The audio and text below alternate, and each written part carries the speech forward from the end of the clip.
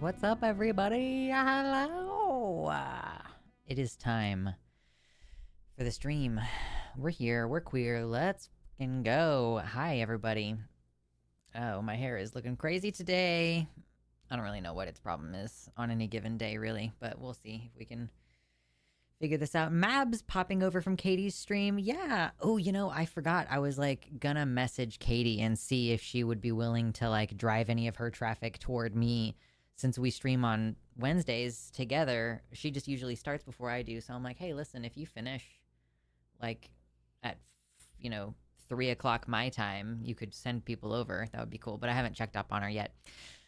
Anyway, hi, everybody. Viren donated $5 on World Non-Binary Peoples Day or whatever the hell. But I'm counting it toward today's because I feel like it and you can't stop me. That's why. So thanks to Viren for donating on International Non-Binary Day. Hello, Naomi. We've got Nuvenal and Viren in here. What's up? YouTube chat is bumping today. Ancom Jane is over there. Nikki Starr. Adapper Tamarin. Leah Lond. Christine Eberth, whose name is a misnomer. But also bye-bye, Mabs. Yep. What's up, everybody? A rare time getting to catch a Lux stream live. Hell yeah. Congratulations. I'm so excited for you. I don't know. There's not really anything that I plan on being especially exciting today, I guess. It's like, we're just going to talk about whatever, as per usual. Chit-chat. Kind of shoot the shit about whatever's going on. I don't know if this is going to be a full-length stream or not. I have no idea. I always feel undecided on which chat I should be in. Well, they both are good. On YouTube, the more people are active in chat, the more that tells YouTube to show this stream to more people. So does liking the stream. That's why I encourage you guys to like the stream, because it's quick, it's easy, it's free. Doesn't require you to like think up anything. You don't have to be like, ooh, what do I say? Liking the stream is always good. I, of course, love my website chat. I don't really know what it does for the channel as far as people being on the website chat. The one difference is if you donate on YouTube, YouTube will take a big chunk of your money. Whereas if you donate directly on the website, it goes directly to me, minus the PayPal fees and then the 10% that I pay my website host. And then I guess the main thing is for you guys, there are way different benefits. Like on YouTube now, I think just today they've implemented whatever new kind of points system. Because I'm seeing in my chat on the back end, I can see that Nikki Starr has a crown with a number 1 and that Dapper Tamarin has a crown with a number 2. So does Mabs, also has a crown with a number 2. Leah Lond has a crown with a number 3. So I guess they've introduced some new stuff where when you type and engage with the stream, you actually get little experience points and maybe you can spend them on things. I don't know, but I'm glad that they've implemented some new things over there. Otherwise, I think the only real benefit to you guys for being in the YouTube chat is if you join the YouTube memberships, you can get access to I think it changes your name color to green like Leah Lond, and you get a little star. And then you have, I guess, access to some custom emojis at that point, but only 5. On the website chat, there's way bigger benefits for people who are in the fandom of me. Weird thing to think about. But if you are on my website, you can, for free, set your pronouns so that when people hover over your name, they can see your pronouns. And then also, if you subscribe directly, again, I get most of the money and you get a shit ton of custom emojis, and depending on which level you subscribe at, you can get a different colored name. Ancom Jane says, I turned off the XP accumulations. It's not for everybody. Completely understand. It's for sure, everybody's got different things that they like. I was always kind of put off by Twitch having that, so it's cool that it's optional as well. Because yeah, on Twitch, it has all these different things that are ooh, you've been watching for a certain amount of time, you can spend this thing. I've messed with it a little bit, but it never was my thing. But it might also just be because Twitch is not really my thing. Watching live streams is not really my thing, generally speaking. So it's just a little something for everybody. Heart Splinters. Ayo, what's up? How are y'all doing? We're doing pretty good so far. You know, we're just chilling. I get to avoid ads here. It's a big problem in Katie's stream. Oh no. Oh yeah, I guess that's another difference. If you guys are watching on YouTube, I think you will still get ads, but if you're watching on my website, there are no ads, which, like, you know, like, benefit for you, not so much a benefit for me. Doesn't really affect me that much. It's fine. You know, I'm just happy when I get lots of people in here to talk to, because I feel like it's so easy to keep the conversation going once we have, like, yeah, 20 or more people in here. Because ultimately what we're here to do is we're here to shoot the shit. We're just chit-chatting about whatever. And so the stream doesn't exist without people here. You know, my format would be really difficult if I was a smaller streamer. If I was, like, just starting out and I only had, like, 2 or 3 viewers, the way that I stream would be really difficult. So thanks for being part of the show, you guys.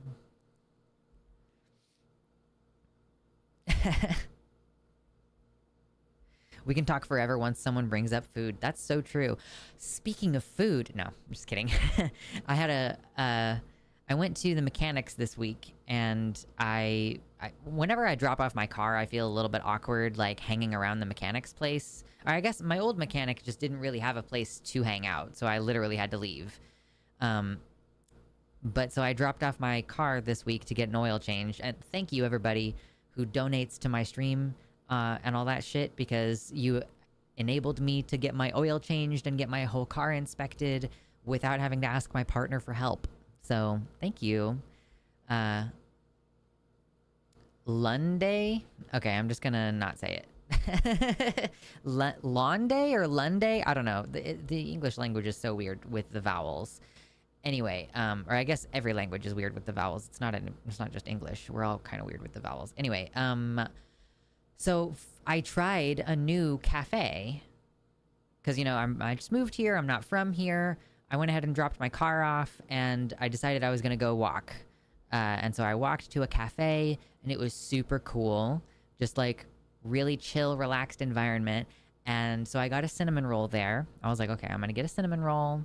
My little treat for myself. I'm supporting a local business. And they also had kombucha on tap at this cafe, in the same way that, like, a bar has beer on tap. And I was like, oh, that's really cool. So I got myself a little kombucha, and it was not nearly as tangy as I like, but it was still good. Actual Goth, hello, welcome to the website. I love that someone has joined who's called Actual Goth on, I don't, you weren't here. Ooh, I should post a poll. You weren't here probably last time I streamed, but the last time I streamed, the title was, like, Fake Goth Hour, just because I don't maintain the goth lifestyle as, like, an everyday thing, because I'm disabled and tired all the time. And it's just not always comfortable, right? You know, fishnet is, like, surprisingly hot sometimes. It can retain more heat than you think it does. So I just think it's kind of funny that even though I grew up dressing this way, people will be like, you're such a fake goth. You don't even... whatever. No. So if I dress this way, it feels like I'm disarming that criticism by just calling myself a fake goth. But today, real goth hours. Sapphic Hazard, welcome in. Riffs No Leads says the like button. You should press it. That's true. If you're just coming in, even if you don't want to sit there and hang out with us, hit the like button before you leave. It'll still boost the stream to other people who might want to hang out, and that's totally fine. The plot twist is that username Actual Goth is not an actual goth. R.I.P. Thank you so much, Skeptoidius, for the $5 donation. Says that outfit is lit. Thank you. I think it's cute. So I got a bra that actually fits me, and I found out that so my new bra size is in US it's 34G. In UK sizing, I'm somewhere between a 34E and F. So I got a size 34E in this particular bra style. And so I'm like, oh my God, who is this with these dodong honkaroos? And then I was like, let's see how my shirts look with this new bra. And the answer is pretty cute. I mean, Also, if you've seen me wear this shirt before, it used to have a little solid piece of cloth that went across like this. It was black like this, and it went like that. But it would always ride up my shoulder, so I removed it. And now I have these cute, like, exposed, open shoulders that, if I start working out my shoulders again, might eventually be pretty impressive. Naomi confirms that she is an actual cat girl, not a fake cat girl. Yeah, shoot. Next you're going to tell me I'm not an actual lord. Wait, no. But yes, thank you, Skeptoideus, for the $5 donation. I'm going to go ahead and add that to the goals for today. That's $10 in donations. When we get to the stream goal today, it's kind of up to you guys. I can go get the cat, or I can flex my muscles, which are probably not particularly impressive right now. My hair is in my face. You are only the second person I know with G-cups. Okay, so the thing is that, okay, I'm about to go on a little bit of a tangent. And if you're not here for it, that's fine. But there's a lot of trans femmes in my audience, and probably anybody who has boobs should know these things. For the most part, you can't just go to the store and buy something that's going to fit you. If you go to, like, actually size yourself properly, correctly, most people actually have a smaller band size than they think they need and a way bigger cup than they think they need. So, you know, when I was younger, I would wear like a 36A or a 36B. But it turns out when I was younger, at least, I was a size 32 around my rib cage. I'm bigger now because I've gained weight, but in actuality, at that time, I probably would have been like a 32 double D. And actually, I think around one of the first times I ever measured, it was around 32 double D. So it's basically like stores carry super limited sizes for some reason that I don't understand. But if you go to reddit.com/a bra that fits, like r/a bra that fits, they have a complex sizing thing where you input like 6 different measurements. So they have you measure like your rib cage, they have you measure the bust, which is like the biggest part of your chest, and something else. But then they have you take the measurement around the biggest part, like they have you do it like bending over to where your chest is hanging down, and they also have you do it like leaning back or like laying back flat, because that changes the shape of your chest and everything. So, yeah, it's more comprehensive, and... Oh my goodness, Leah says 48 double D is my size with the 800 cc's of cohesive silicone each. Nice. That's sick.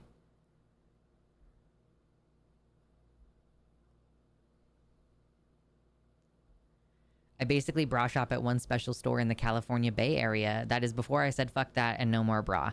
I just I'm getting to an age and everything where I'm like, I think I do need more support. I think I should occasionally have more support. I'm like heavier now, and yeah.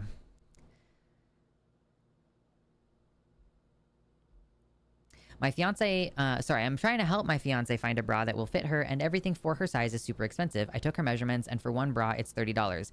I'm gonna blow your mind right now. This is not something I do very often. I want to be clear. I was like, I need to have one bra that actually fits me. I have a bunch of sports bras that are all too small. I still wear them because they work, but I don't have, I'm in this period of like, I gained weight and I haven't been wanting to buy new clothes, and I need to just fucking buy new clothes. Okay. This bra, the only bra I have that fits and is cute, like sexy lace, $65. So I just, you know, it's not something that you can do all the time. And like, I'm not, you know, I only have one bra that fits me, and it's $64. And because another thing that you have to keep in mind is the shape of your boobs. I know that this is another thing probably most people don't think of, but you can't just buy any bra and like expect it to fit. Because here's the deal.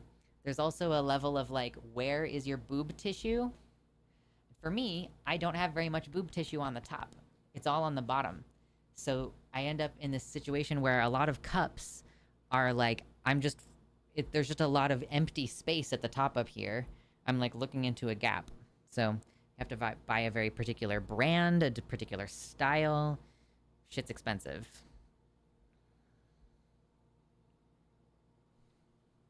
Trans femme boobs sit more broadly. Yes, typically that's another thing. And I will say for my trans femmes in the audience, if you go to the thing on r/a bra that fits, you can select whether you're assigned male or assigned female, and that will change the results it gives you, because it keeps that in mind, that your bodies are shaped a little bit differently. Your rib cages tend to be a little bit bigger and everything. Excuse me while I go recover from the aneurysm you just gave me, because I flashed you my lacy bra. Oh no.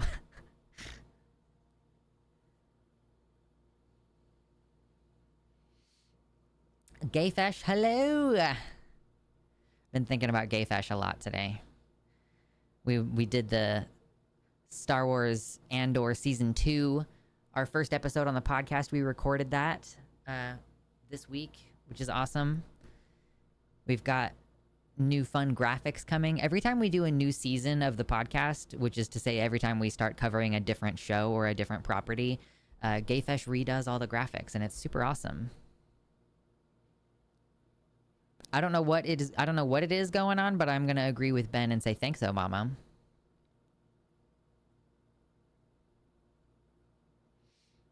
I'm sitting here cupping my boobs and staring at them while I type here. Very scientific. That's a very trans femme experience. Or I guess it's just like, that's a very, I don't know, anyone who has boobs. There's something about just like holding your boob while you're like reading or like scrolling through Facebook or like doing something on your computer. You do a Star Wars podcast? So it's not exclusively a Star Wars podcast. Heart Splinters asks, if you guys go to Gayfesh YouTube channel, F-E-S-H, Gayfesh, youtube.com/@Gayfesh. We have a podcast where we have talked about a couple of different things. We started out, oh my God, what did we even start out with? Marvel movies, not all of them, but we did like all of the Captain America Marvel movies. We started there. Then we did Star Wars Andor Season 1, which was a lot of fun.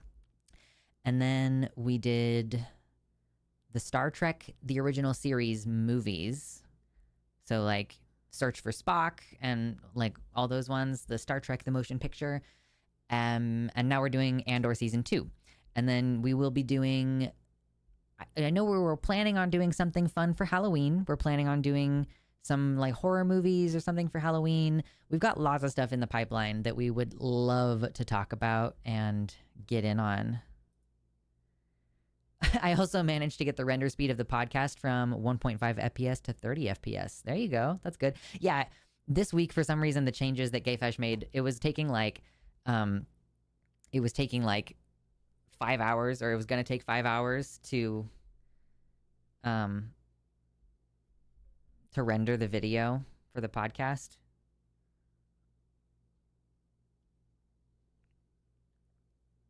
Captain America 1990. No, we started with Captain America, the First Avenger.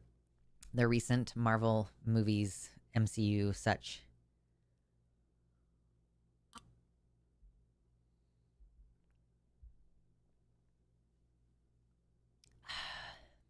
Oh my God.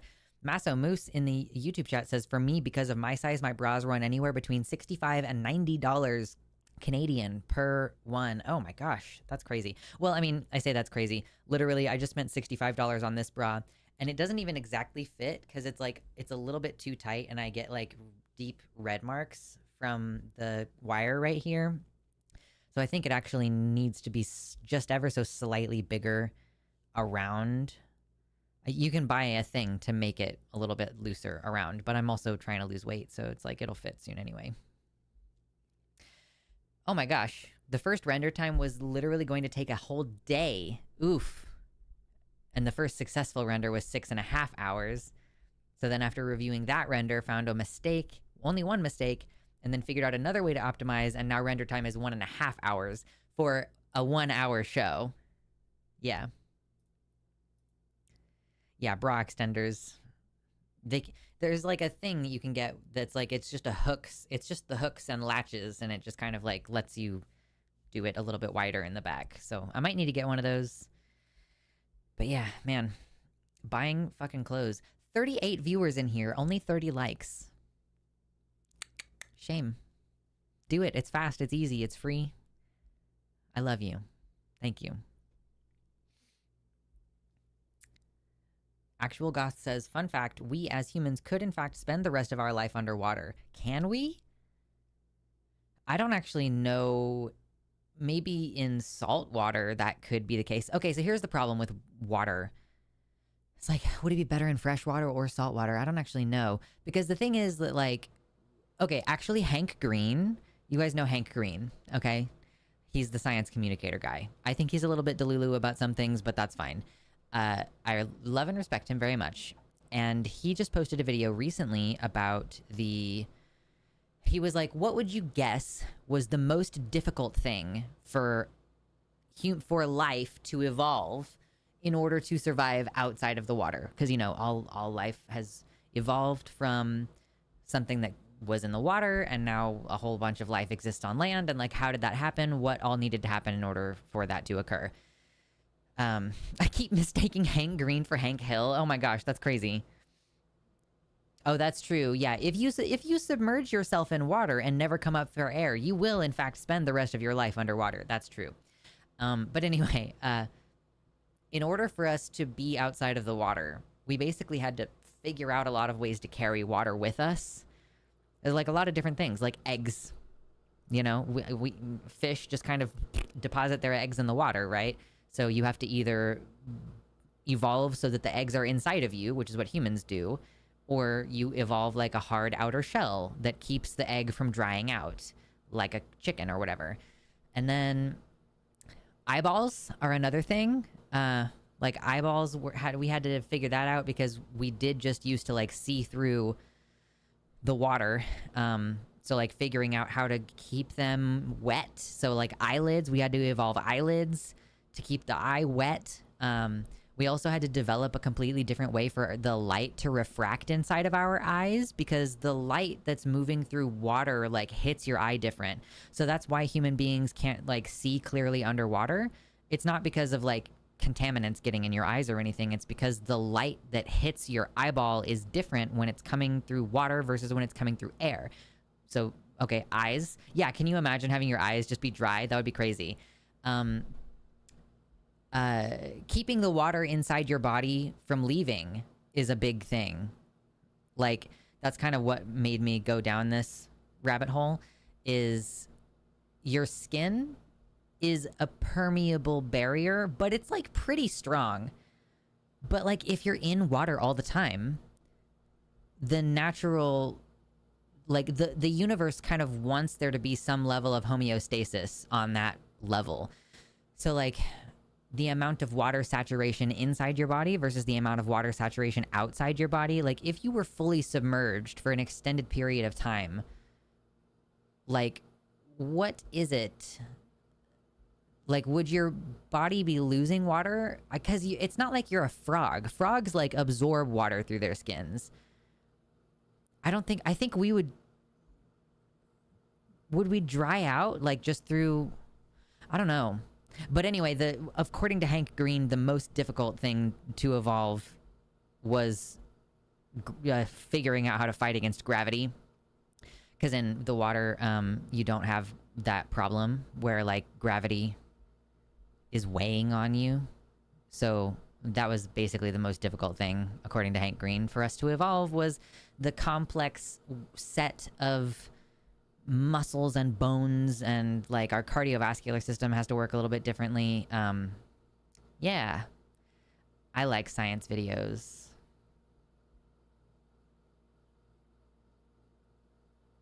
Heart Splinters suggests that your skin slowly gets saturated with water and will begin to split open in sores. Okay, fascinating. Skeptoideus points out that if you don't like the stream, it means that you want me to suffer from upper/middle back pain for the rest of my life. That's true. Absolutely.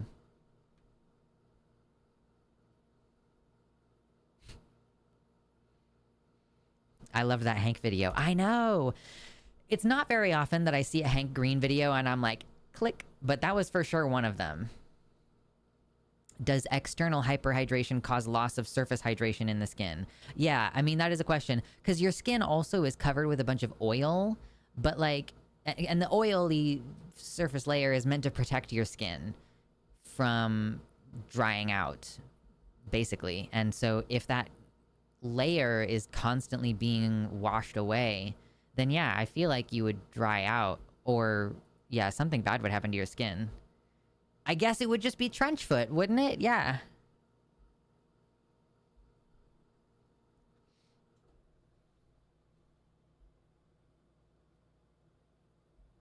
Okay, actual goth is confirming, yes. We could maybe spend a few minutes underwater and then die, but it would be for the rest of our life. That's true. Yes. Yes. Teach a man how to light a fire, whatever, blah, blah, blah. Set him on fire. He'll be warm for the rest of his life. Yes, etc., etc. Okay, so this is... Heart Splinters says this info comes from people who have been lost at sea. This is what happens. Your skin gets really oversaturated and you get sores. It's basically full-body trench foot. Okay, nightmare. Nightmare situation. Cool.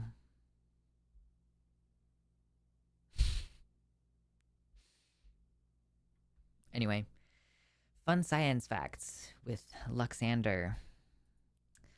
What's been going on this week? I missed you guys on Sunday.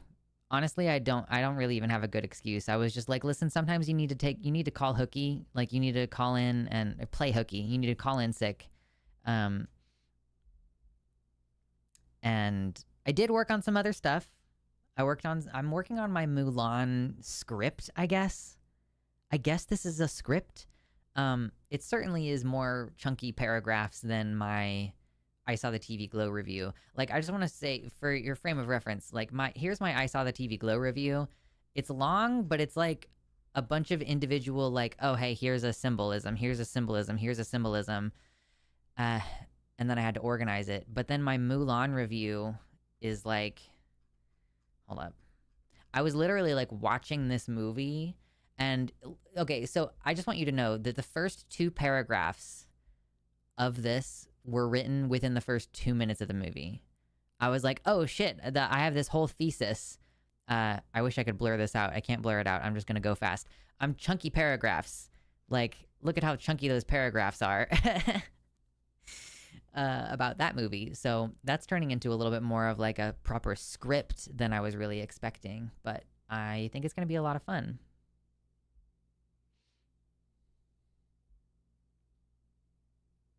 The dosage makes the poison. Absolutely true, Ray. If there's a difference in salt concentration in versus out of the cell, it causes shriveling or expanding of the cell. Yeah, it just depends on which direction that is going, right? Because, yeah, the salt is going to help osmosis occur.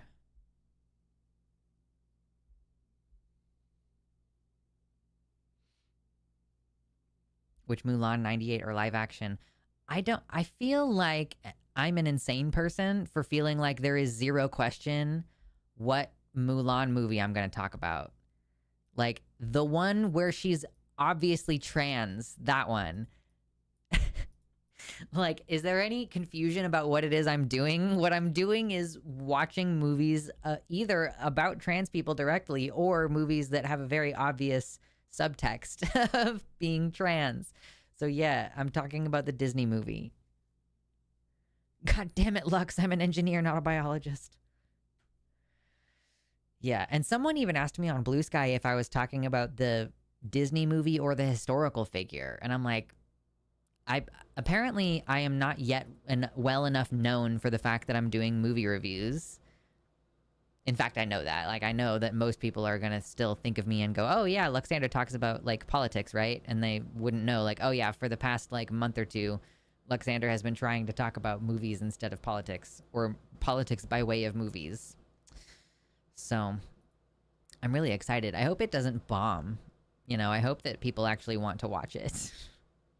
I've gotten gradually fewer views on the last several movie reviews that I've made. Like, it started out with Elliot Page, and then Amanda Bynes, and then I Saw the TV Glow, and they've just gotten gradually fewer views, so... Yeah, Mulan 3030, the one where they are a trans robot sent back to file taxes. True. So, I will say, with regards to my movie review, someone in the comments had asked if I could include a trans femme reading of Mulan. Like, I find it difficult, obviously, because I'm seeing it as, I'm like, how could you see this any other way than a trans man? Like, someone who is assigned female and is trying to enter the role of a man. You know, how is there any other way to perceive it?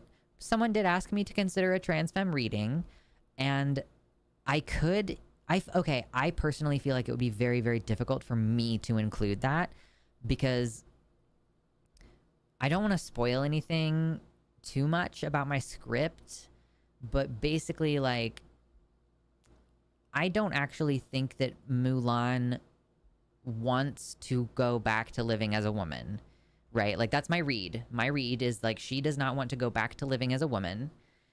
And so I would find it really difficult to see, like, how it's a story about a trans feminine person finding herself.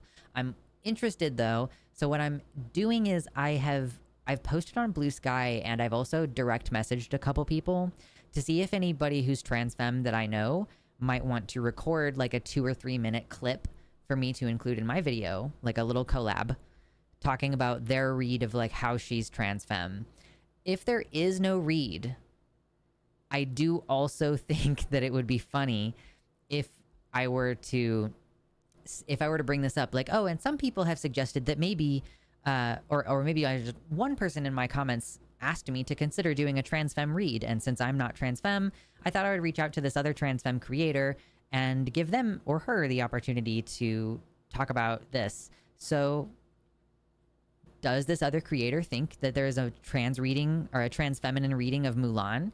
And I do think it would be funny to go through all of that effort to then just cut to whoever it is that I'm collabing with, and they just go straight dead into camera, go, no. And then I cut back. Like, I think that would be hilarious.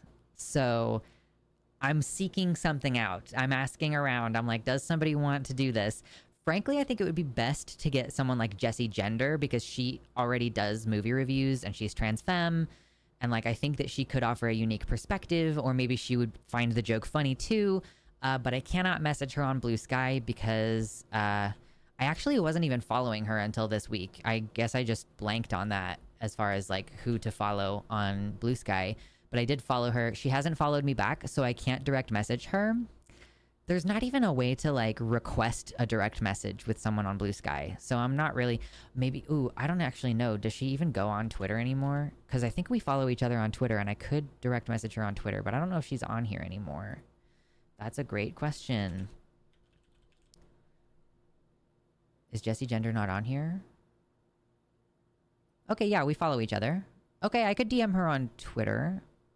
Oh, she hasn't even been on here since like May, though.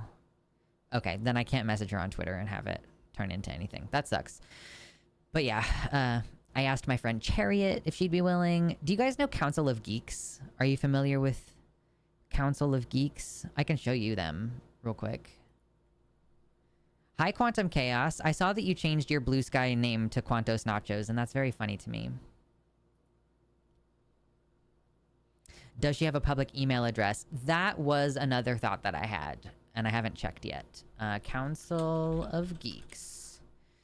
Like, Council of Geeks is a non-binary creator who talks about, I mean, usually like Doctor Who and Marvel and stuff, but this is what they look like. I can't remember what name they go by on YouTube.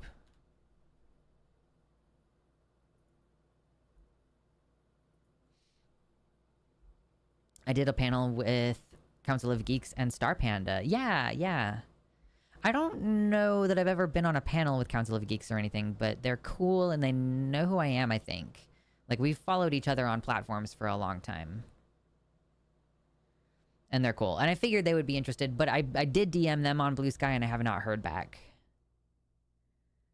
Most of the BreadTube sphere has moved to Blue Sky. Yeah, no, I think that is good. You know, I haven't posted on fucking Twitter in forever. I don't want to go there. I don't want to be there. Just Council of Geeks on YouTube. Yeah, I'm like, I know what name they go by on their not safe for work account. I just don't know if that's their name that they would use more broadly or not. I broke my wrist and it hurts and I hate it. Ow! Why did you do that? Why would you do that, Quantos Nachos? Crazy. Council of Geeks is a system-ass name. Fucking true.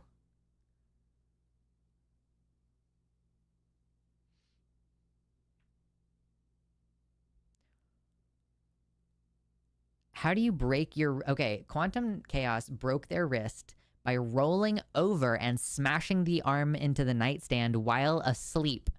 Oh my god. Ow. I would be so mad. It's like, god damn it.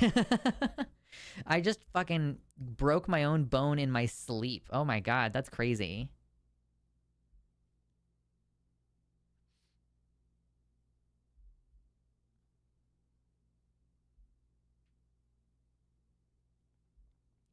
Mab says, off topic, but yesterday I was walking over a mile down a stretch of busy street on the way to an autism support group, and I got some weird reactions from some of the men on the way. One guy who I'd never seen before gave me an aggressive hello, and another guy was walking with a woman and wouldn't move to give me room to pass until the woman said something about it. Why are men like this? Ew, yeah, awful way to wake up. True.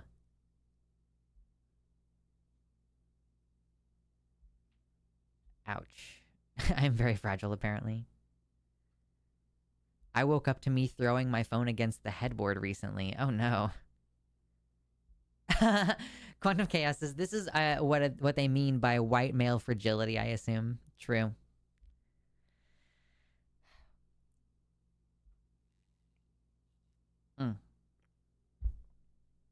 Man, water is so good for you. I love water so much. Fluids in general. I'm a big fan of fluids. I like tea. I like coffee. Oh my god, my hair is looking so jacked up today. I really don't like it, actually. I like tea. I like kombucha. I like coffee. Not a fan of soda. Juice is fine. I don't really drink milk anymore, but that's because I am trying to do more heart-healthy choices, so I've switched to soy milk.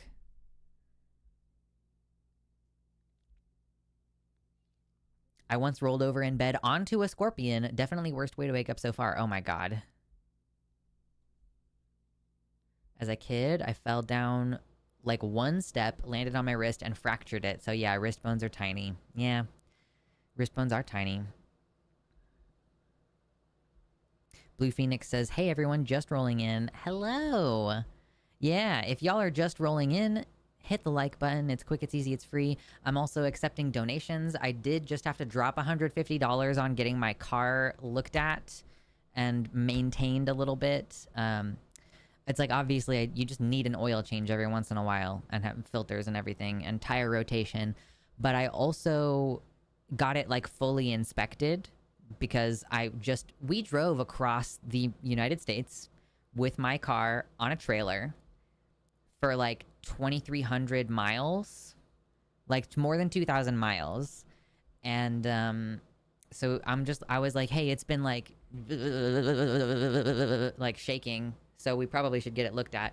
Plus my car is a little bit older, so I think that it's time to start getting the rubber parts checked and replaced to make sure that there's no fluid leaks or gaps or anything in the system. So yeah, if you want to help me get my fucking car figured out, that would be cool.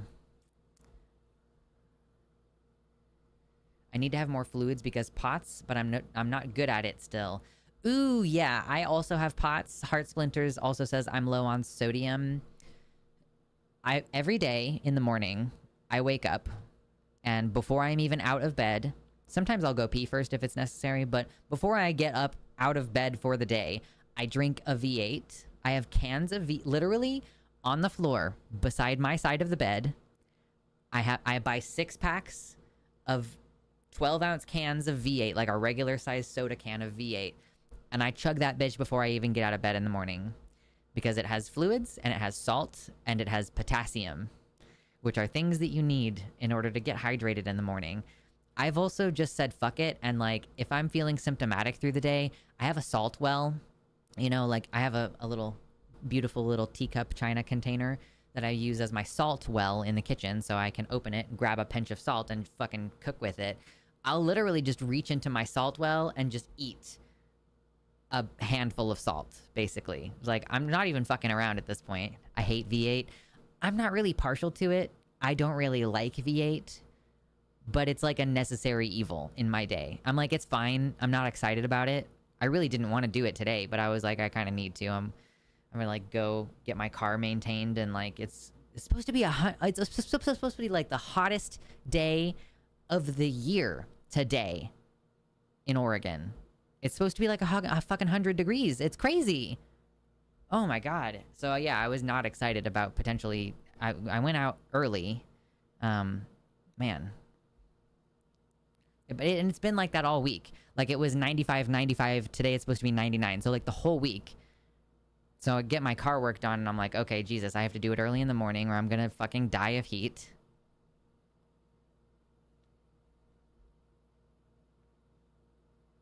V8 is just tomato soup. Basically, it's just cold, shelf-stable tomato soup. I'm trying to cut back on sports drinks, yeah. I want to move to Oregon. You should. Oregon is so cool. It's been wonderful so far. Everybody I've met has been super chill. A lot of people I've met have been a little bit weird. I gotta tell you about my mechanic. I'll tell you about it later. Hi, Drea.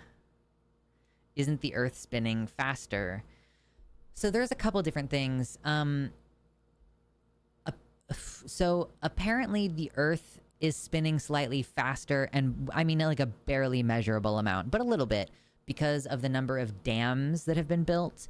But so there's two different things happening here, which I find really interesting scientifically.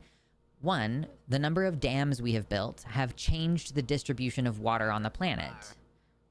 One second. But the other thing is that global climate change and the melting of the ice caps is also changing the distribution of water on the planet in a way that is slowing down our rotation. So I think that it probably is going to balance out somewhat. But yeah, like, so like human-caused climate change has increased. And so the reason is, like, the more water is in the oceans, the more mass there is concentrated around like the equator, and that like slows down the Earth's rotation, I think. Please tell me if I'm wrong. That's like my understanding is like, yeah, supposedly we've been slowing the Earth's rotation with that, but also we are quickening the Earth's rotation by the building of dams. Anyway, Drea, thank you so much for a very generous $50 donation. Hashtag Team Lux. True. Thank you. That's really great. I am always super psyched to be able to buy groceries and get my car fixed. I probably need to start treating my car a little bit better with the anticipation that I'm probably going to have to trade it in or sell it someday. Conservation of angular momentum. So, was I correct? I hope I was correct in what I was saying, and then I'm not being a stupid person. I would need to find roommates. Oh, totally. Moving to Oregon, I don't know that it would really be...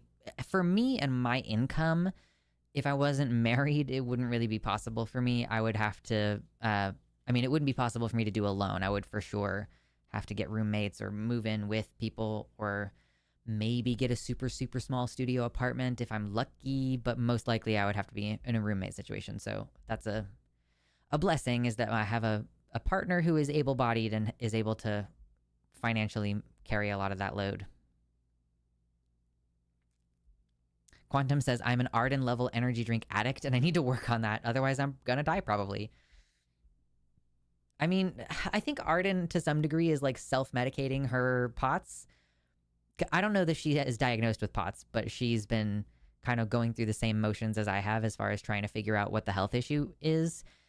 And she, I think, might just, or ADHD, in the way that sometimes people treat their ADHD with caffeine. Oh my gosh, you guys, I saw something the other day that I would like to know your opinions about. So first of all, I keep seeing this post go around and I haven't checked to see if there is actually a study to confirm the veracity of this claim.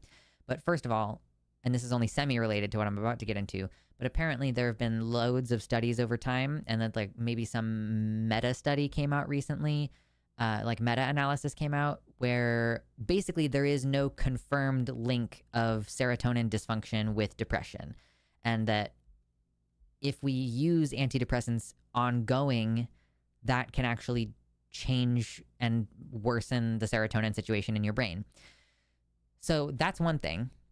And I've told you before that I kind of feel like the diagnosis of depression is basically a way of hand waving away a complex societal problem. But anyway, the thing that I'm more interested to hear your guys' opinions on is I just saw, and this is completely conjecture. I want to be clear. This is 100% conjecture. This person was saying that they suspect that ADHD might actually be a symptom of connective tissue disorder. The reason being that connective tissue disorders affect all of your connective tissues, including your veins. So that's why POTS, the condition that I have, is associated with connective tissue disorder. And I think that connective tissue disorder probably is the underlying cause for me. I'm hopefully going to get insurance soon and figure it out. But basically, and so this would kind of explain the high comorbidity, because I do feel like folks with POTS and EDS also are likely to be ADHD. So basically they were saying, because there is a lack of blood flow to the brain, that might be what's causing some of the dysfunction in people with ADHD. And I actually think that that's a pretty compelling thought, because I'm not entirely sure, like, have we confirmed that ADHD actually is a dopamine malfunction, or like, could a dopamine malfunction be caused or worsened by a lowered blood flow? Because people with POTS tend to have like low blood pressure, right?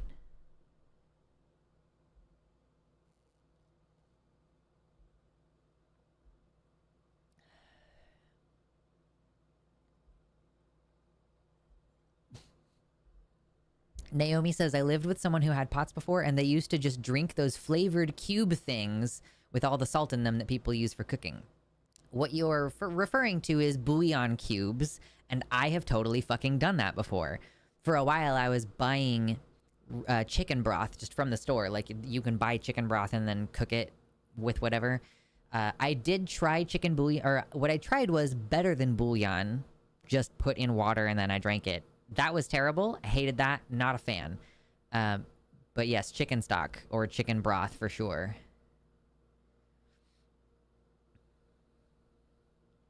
Quantum says, I do have Marfan and Notch 2, which are both connective tissue disorders and ADHD, so that would be a data point in favor of that hypothesis for sure.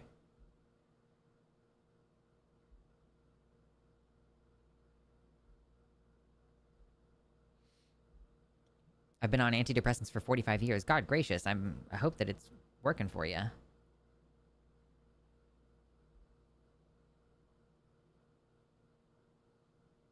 Bouillon? Yeah, it's one of those fun French words. B-O-U-L-L-I-O-N. Bouillon.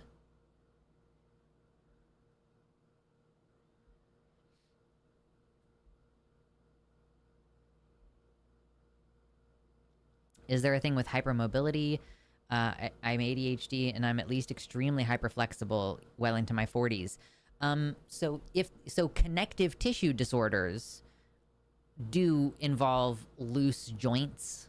Not everybody is hyperflexible. Like hypermobile EDS is just one of the subtypes of EDS, but it does cause like joint instability, which sometimes can mean you're really flexible in some ways. Sometimes it can mean you're not very flexible in other ways.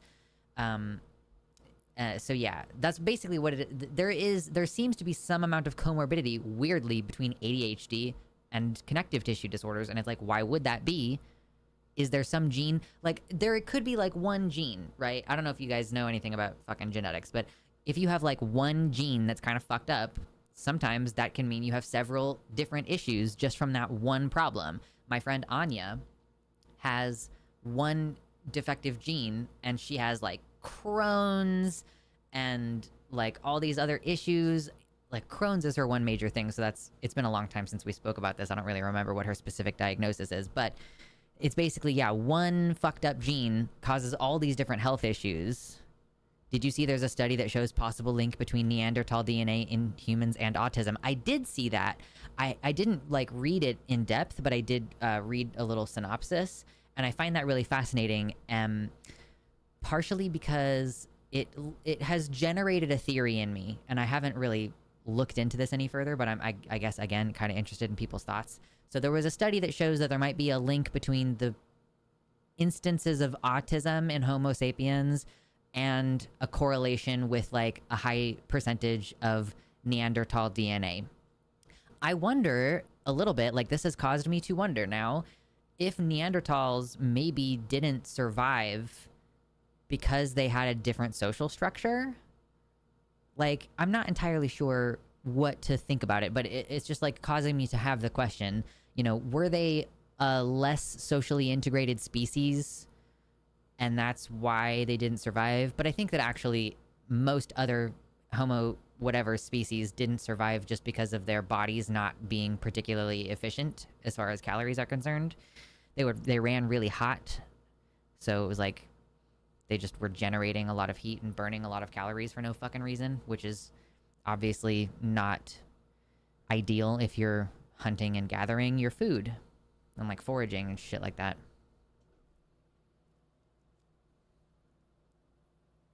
Love the glasses. Thank you.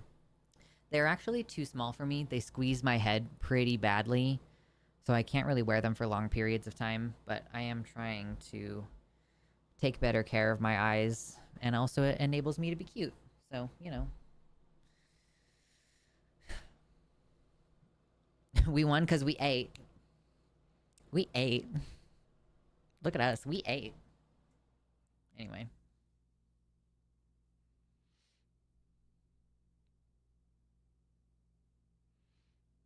ADHD traits having lots of potential causes is the reason why a good ADHD assessment should thoroughly examine your whole medical history, and you can only get diagnosed if the traits were present in childhood. Yeah. I mean, yeah, you can get diagnosed as an adult as long as you say, yes, I was struggling with those things when I was a kid.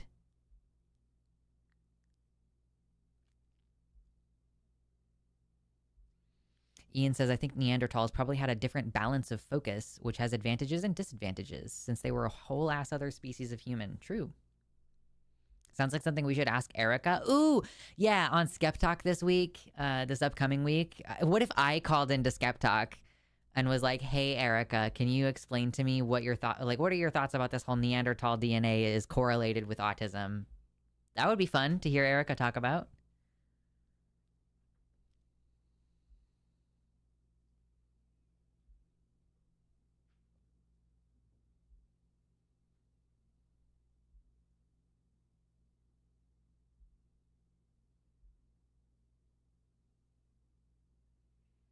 Someone start up a company that makes bras for trans women and better oversized glasses frames for all. True.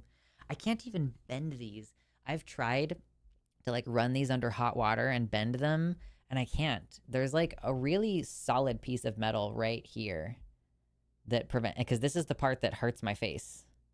Anyway, it's like it just, but if I had known, this is my first pair of glasses, you guys. I've never had glasses before. This is my first time. So I now know that I need to check things like how easy are they to just put on, because these are very clearly running into my face and then going around my head. So it's like they were obviously too small from the beginning. I just didn't know what to look for.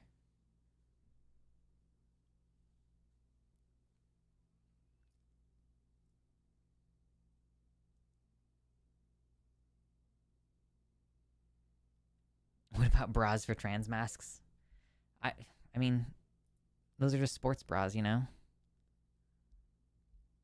It would be fun to listen to Erica talk about Neanderthal DNA for an hour. Totally. Riverboat Jack just launched a trans femme lingerie brand. Ooh, I heard about that. I love Riverboat Jack. She's so wonderful. She's such a sweetheart.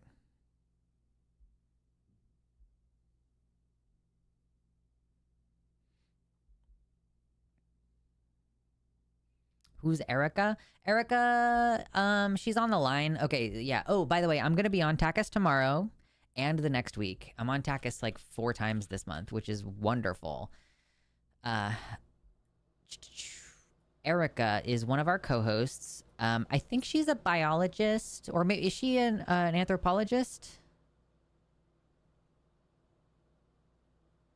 I don't remember. Actually remember what her deal is. But ooh, hey, that video just came up. I need to. I always want to like share out the videos that the line posts if I'm in them, but I don't always pay attention. So anyway, live. When was the last time she was on? Is Erica Blitz PhD? No. Yeah, she's Blitz PhD, apparently. No. Is that some guy? I don't fucking know. Anyway, but Erica is this person, this human, who is on our show Skep Talk, which is on Monday afternoons. She is an anthroprimatologist. Okay, cool. Jason, thank you for the 5 Australian dollars. Very generous of you. Archaeoprimatologist? Yeah, I'm not sure what the term is. Quantum says bioanthropologist. She studies extinct apes. Okay, cool. How can I find Erica? I don't actually know what else. Let me check. Let me see if there's anything else she does that's in our links and stuff.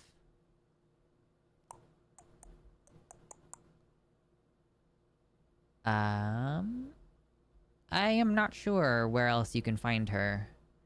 But at the very minimum, you can watch our show Skep Talk on Mondays in the evening. Gutsick Gibbon is her name on YouTube. Gutsick Gibbon.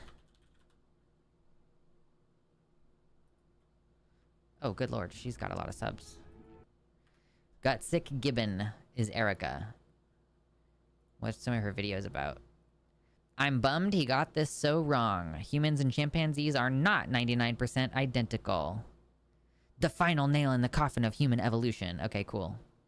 So anyway, she does that kind of content.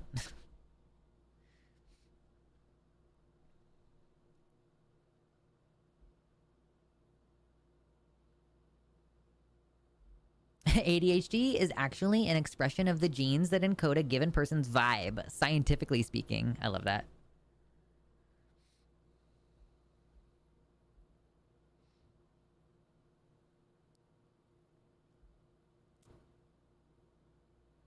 Yeah, I really like that we have so many cool people on our network. She is a PhD candidate in biological anthropology. Okay, cool. Yeah. Dapper says she's an anthropologist and primatologist working on getting her PhD studying Miocene apes. Hell yeah. I low-key hate the way YouTube videos are titled these days. I know. You know what's really funny is I was talking about this earlier. Like, my video with Elliot Page's Close to You did the best out of my 3 most recent videos, and it's because I kind of spun it in a way that made it seem like Elliot Page himself might be dealing with transphobia, but it was about a movie that he was in. So I'm guilty of misdirection regarding trying to get people to click into the content. You got to be careful. You can't... I know I can do a high level actually with the glasses now. You got to be careful with the clickbait thing. Because if it's too different than what people expect when they click in, then they'll click away, and that'll fuck your watch time. I do love that. Yeah, I love that a bunch of people in here do know Erica. Like, I know her by her name because she's my coworker, kind of. I don't really, like, I've never talked to her before, but she's, like, literally, she works in the same building as me in that sense. I just said literally, and I meant metaphorically. Wow, I don't think I've ever done that. Anyway, so yeah, she basically like works in the same building as me as far as working at the line, but we'd never talked. But you all know her as her actual channel name. Yes, we have Gutsick Gibbon on our show.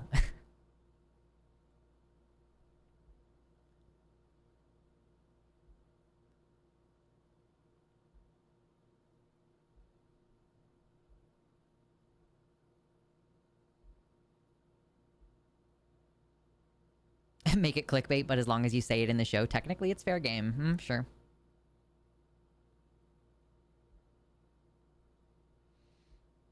Figuring out how to title the podcast episodes is always tricky because I want to make sure to include the podcast name in the title, and that takes up a bunch of the character limit. True. Shakespeare. Says, can't stick around, lesbian activities to be had, but jumping in to just say, I cannot believe I haven't heard anyone cover anything about the UN draft report conflating conflating trans rights with violence towards women. Holy shit, no, I haven't heard that before. What?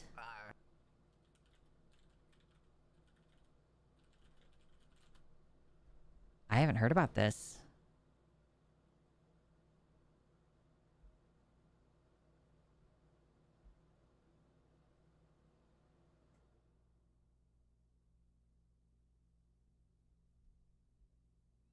I'm seeing something from this month saying that the LGBTQ human rights mandate has just been renewed for 3 more years. I am not seeing anything about... So I see something says some countries are opposed to renewing the mandate, and then it got approved anyway. Okay, link in the Discord. Thank you, The Fuzzy Logic, for becoming a member. You get to have a fun colored name, and you get access to a couple fun emojis, and... Ooh, you guys have... Ooh, I was going to post a fucking poll earlier and forgot what I was doing. Sometimes you get to see videos a little bit early, depending. I think my Mulan video I'm going to go ahead and do as a premiere so that everybody can watch it along with me when it finally gets finished. I don't have a timeline for when it's going to get finished, by the way. I don't have a timeline for my Mulan video.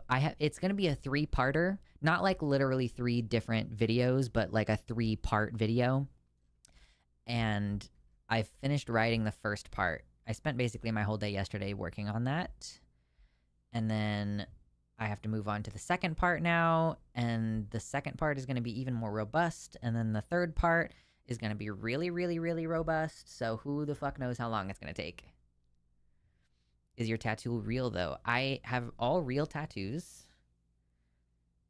How many now? 1, 2, 3, 4, 5?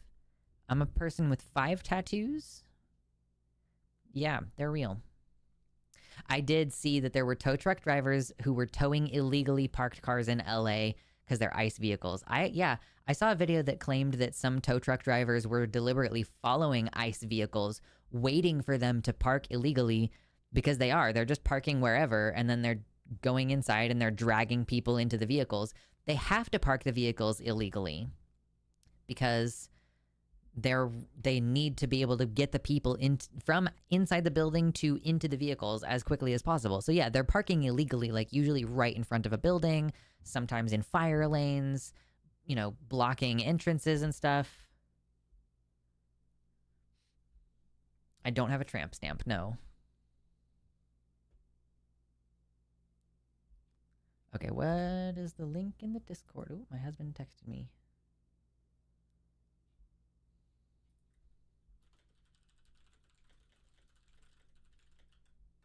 Just gonna flirt with my husband really quick. Don't worry about it.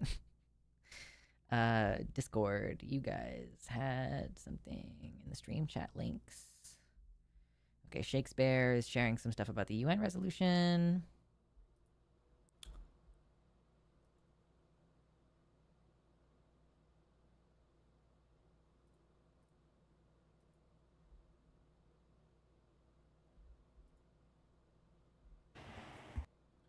Excuse me.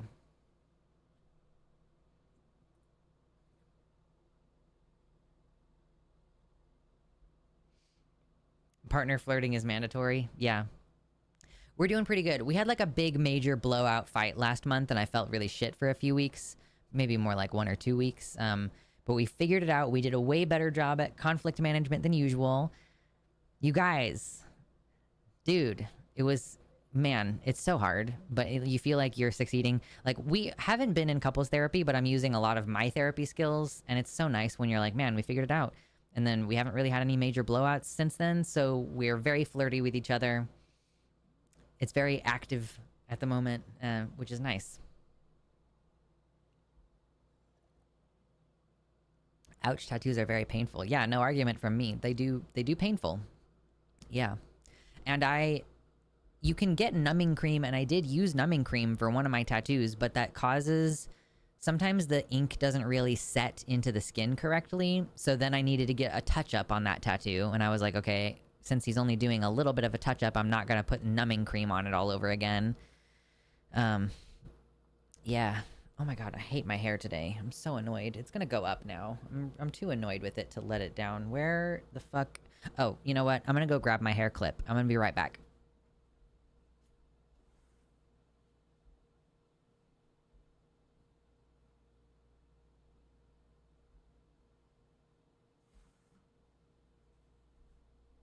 Like my little hair clip I got from a Hot Topic. A little butterfly hair clip.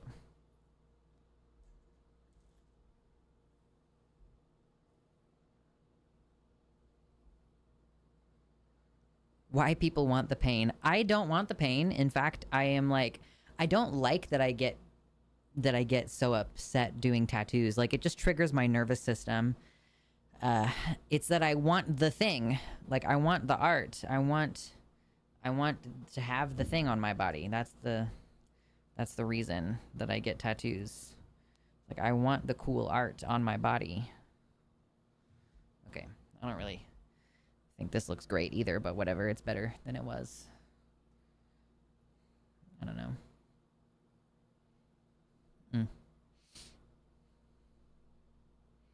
I think I've only ever met one other person capable of conflict management. Good find.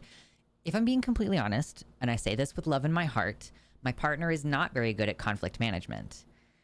We had a big blowout fight last month, and I said, like, he kept trying to talk about the conflict in the moment. He was really like, he has a little bit of that, like, let's fucking solve it right now. Partially because, I don't know, I don't actually know. I don't want to speculate, but he is like, let's talk about it right now. And I'm like, I need to calm my body down. Like, why don't we calm our bodies down and talk about this, like, in an hour? Maybe, like, after we've had lunch. Because we had this fight, I think, partially because we were both hungry. Or, like, he especially was hungry. That was part of the point of the conflict, was that I had eaten breakfast and he hadn't. He kept trying to be like, yeah, let's keep talking about it. And I was like, I need to calm my body down. And then later in the week when we were talking about it, he was like, oh, you just refused to talk about it with me because you wanted to calm your body down, quote unquote, whatever that means. And I was like,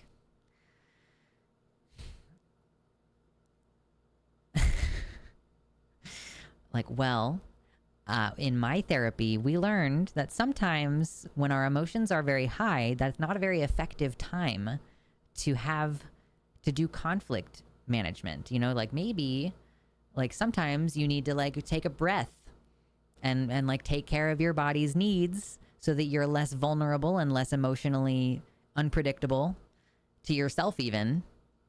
And then there's a more effective way to have a conversation. And, like, again, with love, this man acted like he was completely the idea of calming your body down instead of, like, having a fight in the moment.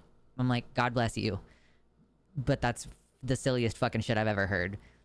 For you to be like, I don't need... Anyway, that's too much information already.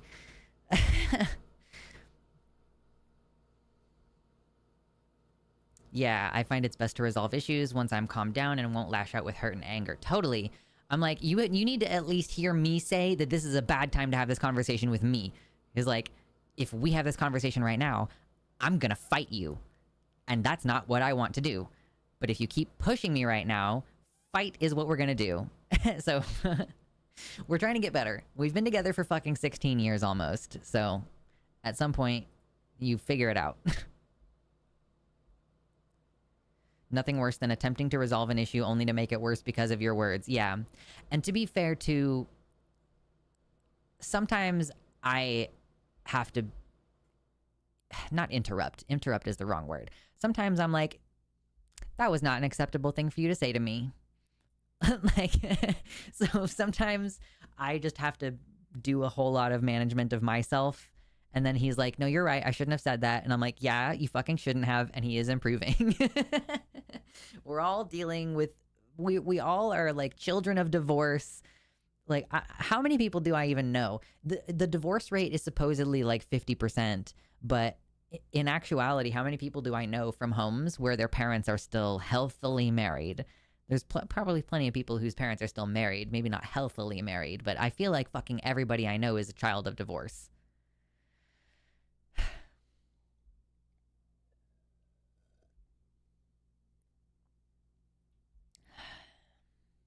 Some arguments can lead to makeup smooching. I've never had that happen. We actually, we recently had the conversation. I think we were kind of joking a little bit, but we were like, yeah, we've never been like one of those couples who has like angry sex. And then we were like, I was like, I don't know, maybe we should try it. And he was like, shit, I don't know, maybe we should try it. It's like, we've been together for 16 years. At some point, you just start throwing shit at the wall and seeing what sticks. Like, we basically just don't want to talk to each other when we're angry. Like, whoever's angry, it doesn't matter. A lot of the time, we're both angry at each other for whatever reasons. Like, it flows back and forth. Like, maybe the first person did do something annoying initially, but then the way that the other person reacts means that, like, we have to have a conversation both about the initial incident and also the fact that the way that you reacted was not okay. Yeah, so it gets a little bit funny. But when we're mad at each other, we just, like, sometimes we just straight up don't talk to each other, which is also part of the problem that we're trying to fix. Is like, yo, we need to actually, like, yes, take some time to, like, calm down your body, but we can't go like a week where we're, like, not talking about the issue. Or we're trying to be like, if we do need to schedule a time in the future to have this conversation, we need to at least figure out how to still be love to each other in the meantime. Because I for sure have that thing where it's like, if I do something wrong, I feel like withdrawing is a form of punishment, you know? And that love disappears. And, like, that's probably something that we both dealt with as children, where our parents would pull back the love if we were failing in some way, like failing to them in some way. So the stonewalling for sure can crop up, where you're like, I'm just not going to fucking talk to you. Or, like, I'm so worried about what's going to happen if we try to have this conflict. Like, if we try to resolve this conflict, like, I'm so worried about it that I'm just not even going to talk to you. I'm worried what you're going to say to me or whatever, like, that this is just going to blow up into the fight and I'm not ready to talk about it. And yeah, there's a withdrawal that happens. So the idea of angry sex is, like, kind of completely and entirely foreign to me. I completely don't get it. I'm not unwilling to try new things. That's about all I got. Lesbian at the door, gotta go. Oh no. I hope you have fun with your lesbianism tonight. My parents hit me with the "we waited for you to go to college to separate, then got back together within a couple years. College was an interesting time." Jesus Christ. That's so weird. My paternal grandparents were separated Catholics, not legally divorced, but very much not together anymore. That's funny.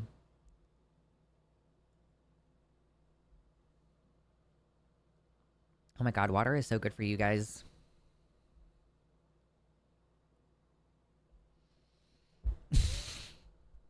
Makeup hand holding, sure, yeah. For us, a lot of the time, it's a hug. When we're like, okay, I need to feel that sense of, like, even if things are not resolved yet. Because here's the other thing too. My partner has a long and storied history that continues to this day, as a matter of fact, where anytime we're having a very serious fight, he will at some point bring up, like, I just don't even want to be in this relationship. Like, I just don't even want to do this anymore. And using the D word sometimes. And what I have interpreted this in this way, and he means it in this way, and also I'm still trying to get him to stop doing it, that what is happening there is quite similar to when I used to feel suicidal, where, like, really it's just that you feel like the problem is not solvable, you know, where you're like, I just can't, like, I don't want to live because I can't imagine continuing to face these problems, and I can't imagine it ever getting better, right? Like, that is the headspace that you're in sometimes when you're suicidal. And so I think that for some people, threatening the relationship is a similar thing, where they're like, I just can't imagine this problem ever being solved, so I'm going to leave. And some people do leave, obviously, but some people just say it out of frustration. And I try to have empathy for that, even though that severely triggers my severely triggers my abandonment trauma. So I'm still like, I need you to fucking stop, but understanding and translating it makes it feel a little bit better. So because we both have abandonment trauma, a lot of the time after we have a after we have a fight, if we get to that place of like, okay, we need to reestablish that the relationship is not on the chopping block, then we reconvene with like a hug. If we're not feeling good about it yet, because most of the time when my partner and I hug, we usually smooch after the hug. Like we hug and then a smooch and then we're like, okay, bye. So that's kind of one of the ways to tell is like if we hug but we don't kiss afterwards, things are not totally fine, but we are trying to reestablish our connection. And you know things are actually resolved, or at least as resolved as they're going to be. Because sometimes, listen, you're married for a long time, you're in a relationship for a long time. Sometimes you don't have like a true resolution for everybody on all sides. Sometimes you have a compromise where everybody is a little bit annoyed still, but you're like trying your best. And this is why I think so many leftists, I'm about to pivot hard, skirt left turn. This is why I think so many leftists are actually going to struggle with community building, because a lot of the time, and so sometimes when I'm talking to my friends about what's going on with my partner, they do this reflexive, take the man out with the trash thing, you know? And while they are correct that sometimes he speaks to me in a way that is completely unacceptable, and that if we were in a younger relationship, I might have pulled the plug, but we've been together for 16 years, so listen, the calculations are different. It's still like, I think people have this reflexive tendency to just drop people on a dime, and in fact, sometimes you have to work hard through things that suck, and you have to tolerate people speaking to you in ways that are unacceptable, because there is no moving out, or there is no, I'm never going to see that person again. You know, like sometimes there is just a necessary thing or a choice that you make, I guess. Like it's a choice. You can always choose to just like quit your job on the spot. You can choose to quit your relationship and move out on the spot. You know, but it certainly puts us to the test in a way that I guess community building relationships don't. When you're in an intimate partner relationship with someone, it hits your vulnerabilities and triggers in a different way. So it is like uniquely difficult. But it is still like the same type of and level of skills that you need for community building in general. One of the best feelings when a conflict gets cleared up and everyone is happy. Totally. Oh, Prosy Rosie, thank you. I'm just starting this new thing where I dress femme for streams. I'm seeing if it enables me to grow my audience. Frankly, I'm like, can I trick people into watching my content if I dress like a cute little femme?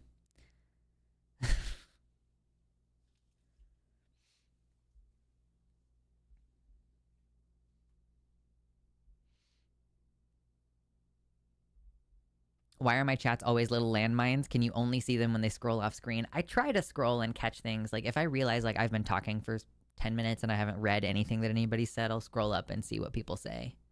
Your messages just always jump out at me, Juvenile. I don't know why.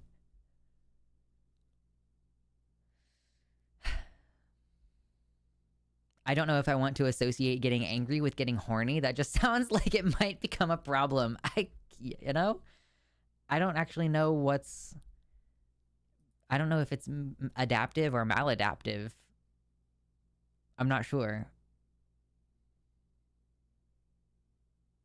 I think our digital era has also had an impact on how much effort people are willing to give to, well, almost anything, including relationships. Yeah. It's so easy to block people and then never have to see them again, right? For most people, if you live in a population center, which I think most people probably do, a population center of any kind, then it's relatively easy to not run into that person, especially if you met online. You know, if you meet someone, online, and then you meet up and you go to dinner, and maybe you have a 3-month relationship and it doesn't work out, it's pretty easy to just block that person and go on with your life and never run into them again, which I think is sabotaging our ability to, work through conflicts, because there are so many people. If things go the way that they're going to do, we are probably going to have no choice but to work more closely with our communities in a way that will make it much harder to simply ghost someone or simply tell someone off, because guess what? You're going to see them at the soup kitchen, or you're going to see them at work, or you're going to see them at the monthly community mixer or whatever. You're just going to have to deal with those people in person, and that requires you to handle situations with grace. You can't just blow up an entire relationship and all that kind of stuff if you then have to go work with that person later. It's not realistic. Like, let's even say, we live in our little commune situation. It's not realistic for you to be like, oh, I want to be put on a schedule where I am never interacting with that person again. You cannot be Lena Headey on the set of Game of Thrones refusing to share any scenes with Bronn, whose actor's name I don't know, because they had a bad breakup. So they're both in the same show, but it's in their contract to never be in a scene together, or never even be on set together, I don't think, because they had a nasty breakup. That's not realistic for people in the real world. You can't go to the person who organizes the commune schedule. I mean, so obviously if somebody's like a stalker or violent or whatever, that's a different question. I am not talking about that. What I am talking about is if you're just like, I've decided I don't like this person, or we had a fight that's like a normal, non-abusive fight, then I'm going to dictate that I'm never going to be on the same schedule with them again. Like never put me on the kitchen duty at the same time as they have the kitchen duty, whatever. Not realistic. You have to be able to work with people that you don't like. You have to be able to be compassionate to people who are nasty to you. Like, it's just part of the fucking world. If you want to just only hang out with people you know and like, that's fine. But I do think that, I mean, I don't know. I don't want to say like, maybe there just isn't really a clean way to put it. I do kind of feel like it's a bit immature. Like, I feel like it's immature to just not resolve conflicts with people. And I am guilty of this. I have somebody who I knew back in Kansas who I'm at this place with my friendship with them where I would really like to just ghost them. I would like to just quietly delete them on Facebook and quietly unfollow them on other platforms. But I feel like that would be really rude, partially because I know that this person has abandonment trauma. But is that worse than what I'm doing now, which is like I'm still friends with them on Facebook and stuff, but I just kind of pretend like they don't exist? And they messaged me when I was moving away and they asked to hang out with me, and I was like, yeah, sure, let's figure out a time for that. And then we never reconvened, and they messaged me to follow up, and I never followed up because I feel like it's such a difficult conversation to have. Like with this person in particular, the reason why I do not want to be their friend is because they are, okay, I don't know if anybody's ever had this before. I feel like I sound super high on myself by saying this, but I have a history of people being very interested in being my friend, and me not being especially interested in being their friend, but me being like, I can get along with basically anybody. And then just kind of like someone being interested in me, and I respond to that, and we start hanging out and everything. So it was always a little bit one-sided, where there was a point where we were getting online and like watching a movie together once a week or so. We would like watch a movie together, and they at that time described me as their best friend, and I did not reciprocate that feeling. I was like, yes, you are the person who I talk to most regularly aside from the person I live with, but I do not feel like you're my best friend. And they also were really demanding on our friendship, like very early into this whole, oh, we're doing this every week thing. I was at the grocery store when we were supposed to be getting online, and I was like, oh shoot, I'm sorry, I forgot. Like, I'm just at the grocery store. And I wonder too if part of this is like the manner in which we have equipped people with therapy language, but without giving them actual therapy skills. Because it became a whole thing where they were like, I have abandonment trauma and I really need you to set an alarm or something to make sure that you don't forget, because I feel really traumatized and triggered when people forget plans with me. I feel like I'm not important or whatever. And when I told my therapist about that at the time, she was like, oof. She was like, I kind of need my friends to be able to take care of themselves. And like, while it may be the case that like, yes, you would be a more considerate friend if you had not forgotten this plan that you made,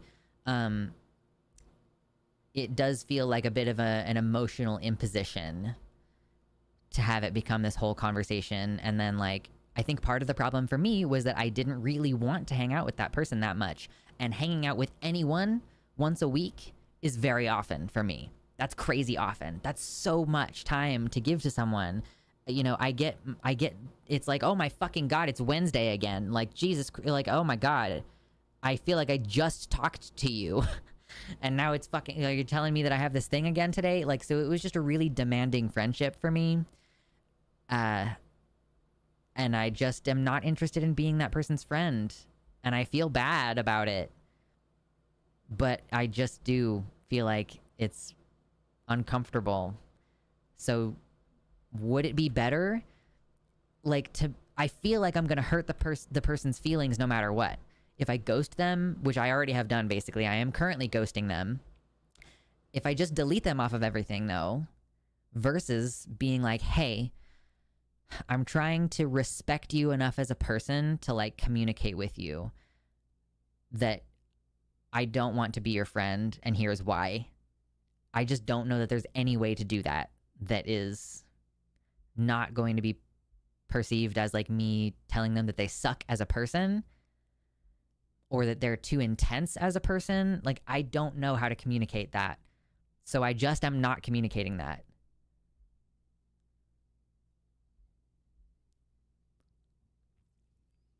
It's fair, not all people are compatible as friends. Yeah.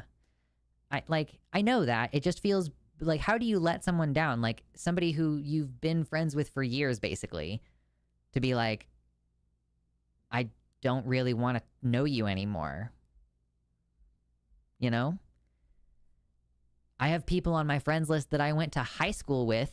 I went to 2 high schools actually because I moved in the middle of high school. I have people on my friends list from my first high school who I'm like, I'm cool with having you in my life to the limited degree that we're in each other's lives. And I'm like, I'm never gonna go to Kansas and be like, hey, let me hook up with that one person. Like, that's one of my people on my list. Like, no. And if I post on my Facebook that I'm going to Kansas, I know that they will message me interested. So like, do I just omit them? Like, now there's all these levels. Do I just like use my privacy settings to be like, don't show this to that one person? It's not tenable long term. So I just want to say, I am not great at conflict management or like letting people down or saying no. And so please don't assume that I'm like an expert, and also please take everything I say with a grain of salt. When the last century ended, I simply stopped contacting or responding to people. Queen shit.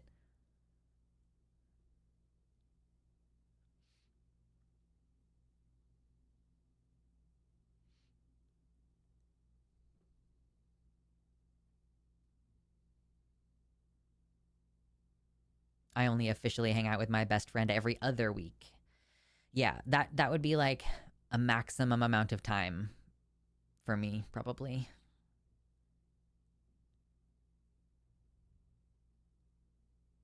Spending time with people is draining. It's true.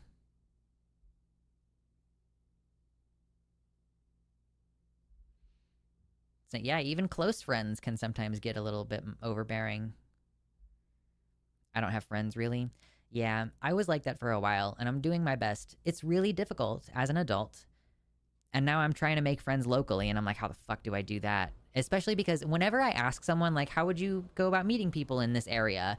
They say, like, ooh, you should go to this coffee shop or you should go to this bar. And I'm like, I don't really want to meet people who are at that environment, who I'm going to have to try to get them on my page about COVID consciousness, you know?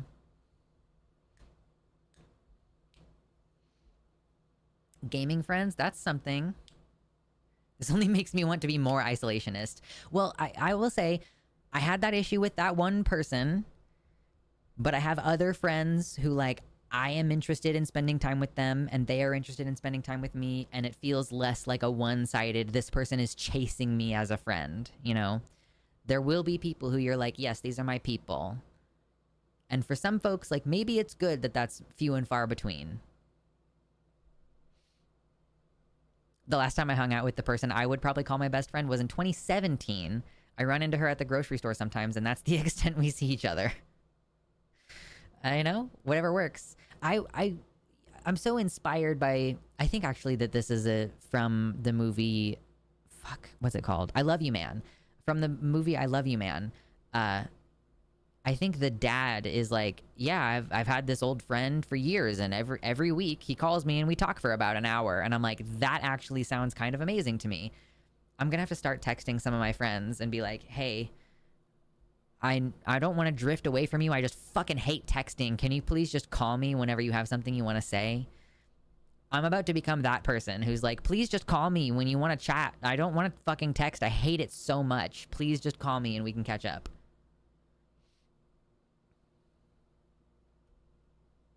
What about your lurkers? I love my lurkers. I'm sorry that YouTube is now introducing, like, Twitch-esque rewards. So now my lurkers are going to be like, I'm not getting any experience. Do you get experience just from watching, or is it only if you type? I have no idea. We'll see how it works. Seriously hate texting so much. People need to learn Discord. I want to be clear. I also don't really like Discord for keeping up with those kind of friendships. Discord is fine for, like, sending each other memes or complaining about something incidental, but not for, like, keeping up with I just don't like text form communication. I do not like it. Slap at the basement. True. I Love You Man is such a fucking great movie. I like phone calls with friends and hate them with strangers. True. Only typing and super chatting gives points on YouTube. Okay. Yeah, sorry. Meanwhile, I hate phone calls. Most of millennials do. And that's fine. I get it. I know that I'm the insane person in this situation. Like, I am oh my God, I didn't even realize how bad my vision was until I started wearing the glasses again. And now I'm like, oh my God, I've been struggling. I just can't wear them anymore because they're squeezing my head so much.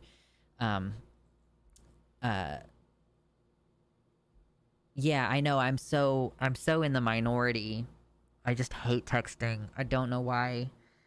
Maybe because I've gotten in, like, a huge percentage of the fights that I've ever had with my partner have been over text. We don't talk. We've made a rule recently where we are not talking about anything serious over text.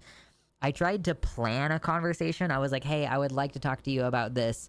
Here's the outline of what I want to talk about. Let's schedule a time to do it. And he was really mad at me for that.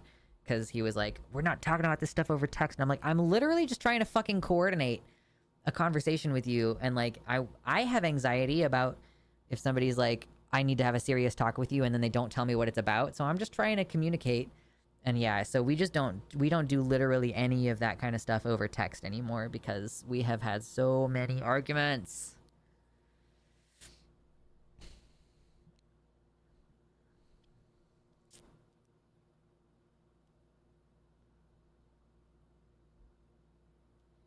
I miss long phone calls with people. Hi, Kitty. Me and my best friend will not call unless we have 2 hours because it will be that long. I know. I told my mother-in-law, I was like, you should call me sometime. And she will. And I know that I'm going to be strapped in for, like, at least an hour. Hey, Kylie is on my side. I would rather just talk over the phone. Ben says, I wish more of the homies wanted a phone call. Yeah. Yeah, I hate it when people are like, we need to talk and don't say why. Yeah. I was like, I'm going to lay this out and be like, here are the 3 data points that I want to discuss during this conversation. He was like, how dare you bring this up over text? And I'm like, dude, I'm not trying to have a conversation with you right now. I'm literally just like, when can we talk about these issues that I am raising? Talking over the phone with friends and family does require time set aside. Otherwise, it's terrible. For me, a random phone call means I'm going to probably start cleaning during that phone call. Like, most likely, I'm going to get up and start pacing. And then I'm gonna suddenly look and be like, ooh, I have some, you know, dishes I need to take into the kitchen. I need to clean this thing. Like, how you know you're getting older, phone calls are the expectation. Is that an old person thing? Well, I mean, you know, going from a young person who does not want to phone call to now being an adult person who does want to phone call. Like, I don't know. Lurker love. Yes, Emma. Hope you're well. So wonderful to see you in chat.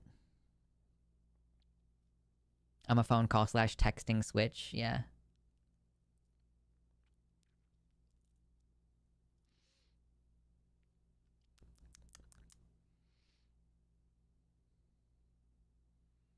Byron says, I had to text with a number pad on my phone until the age of 18, so that probably influences how I handle texting. Oh my god, I missed that almost.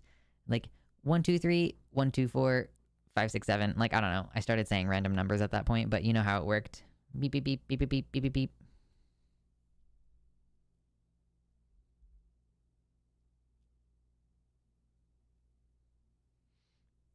Kitty says, at this point, I live 60% of my time with a baby, and I do love my wife, but outside contact is nice, so I love when someone calls. I need to call my sister again. Yeah. I need to text my sister-in-law and be like, dude, please just call me anytime you want to catch up. I don't know when you're busy. She has 3 kids. I don't know when she's busy. I don't have shit going on. If someone calls me while I'm in the middle of stream, I will pause stream and go be like, hey, I'm sorry, I'm working. Can I call you back in like 2 hours? Or can I call you back tomorrow?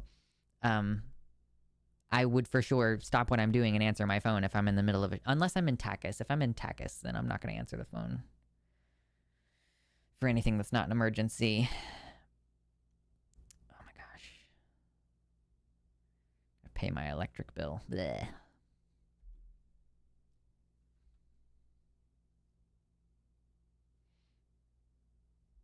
It did encourage a bit more mindfulness and intentionality when texting. I'll tell you what, paying per text was a great way to limit, like to teach yourself how to be as concise as possible.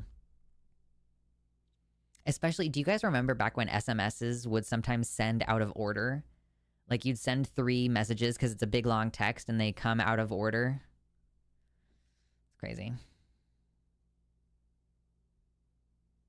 Glamour Claw, welcome in. I have an overbearing friend who loves to call me and just talk about nothing for half an hour and always manages to call me when I'm busy. Oh no! We created Leet Speak partially to save on the character count. Yeah, back when you only had 200 texts a month. We are old people now. Congratulations. We are now old. I can only talk on the phone if it's on speaker. Yeah, I prefer using like headphones for sure. I'm so glad that we get to be old together. Oh my god, we're so close to 69 likes. 69 likes. Anyone else remember when you had a circle of 5 friends you could text as much as you want? I don't remember that, but I do remember having free minutes after 9 p.m. You didn't have to pay for minutes on phone calls after 9 p.m.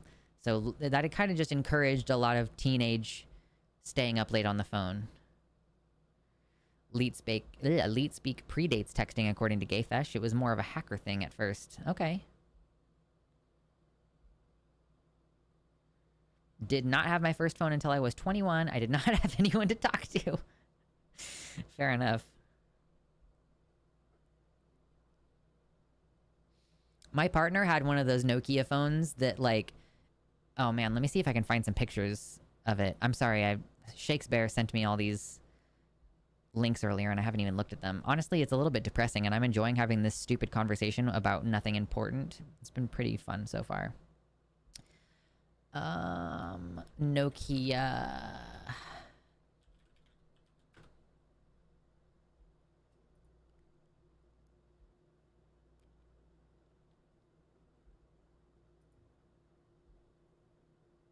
I want to see a picture of it in both formats. I need to see it in both formats.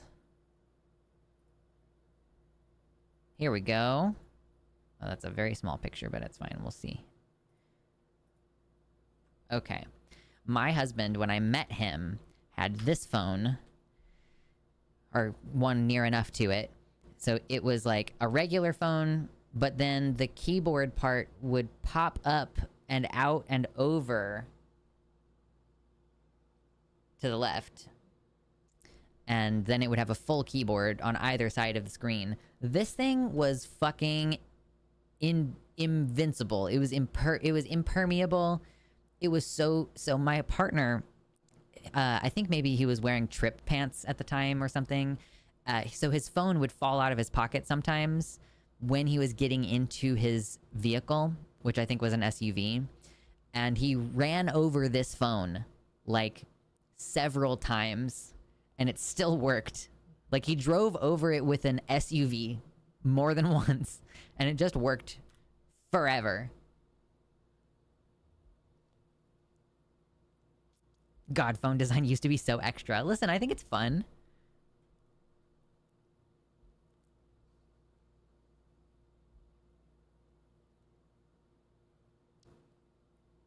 I have no idea what this phone is called, by the way. I just want to be clear. I do not know what this is called.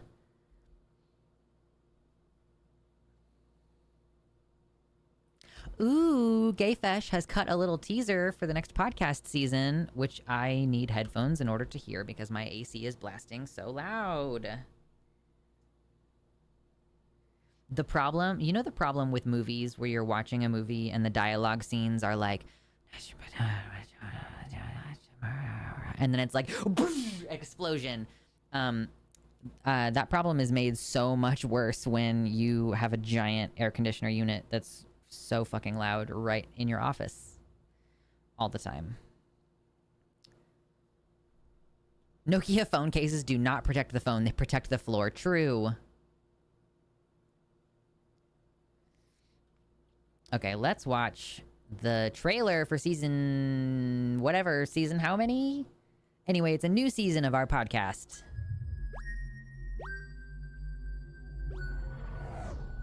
The many worlds hypothesis. Yeah.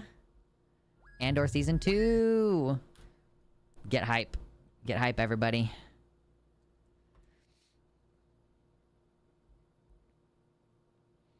It's usually because you're listening to a 5.1 mix on stereo. Okay. Season 4. Okay. Season 4 of our podcast covering season 2 of Star Wars Andor. I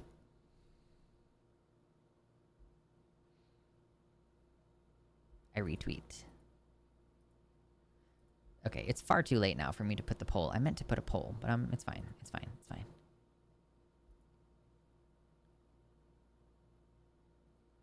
Yeah, I remember having a simplified web browser on like one of my first smartphones, quote unquote. I think I had a smartphone that like... it was more of a sideways one. Let me see if I can find... Yeah, it was not a Nokia phone, but I had a phone that was kind of like this at one point that slid open. That was pretty nice. I liked that. It was good. It was like a T-Mobile phone, I think, a Samsung. Andor is so good. We know! We're so excited. I do feel like season 1 was stronger overall. That might just be because I have a bias toward Andy Serkis. God, I love Andy Serkis. But I've really enjoyed season 2. The sidekick, it might have been like, yeah, something like a sidekick. I don't know.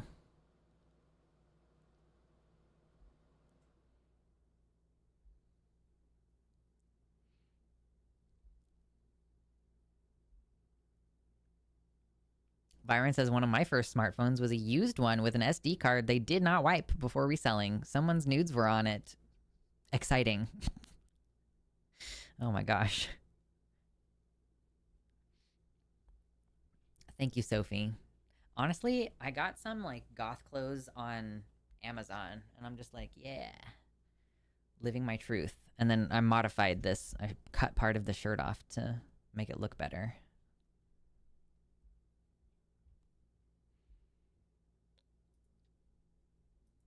I'm not a person who takes many nudes, so I'm not typically super worried about that in regards to like having my account hacked or like losing my phone or something. Sometimes I wonder if we should. Sometimes I'm like, would that be a fun little element to introduce into your sex life with the person that you've been with for 16 years? Like, you know, you just kind of go, is it 15 or 16? Hold on. We started dating in, yeah, no, wait, no. We started dating in 2009. Is it 15 years this year? No, it's an even amount of years. So it is 16 years. Okay, cool. Yeah, 16 years. Yeah, Lux nudes leaked. Everybody would flip out, I'm sure. At least you thirsty bitches would flip out.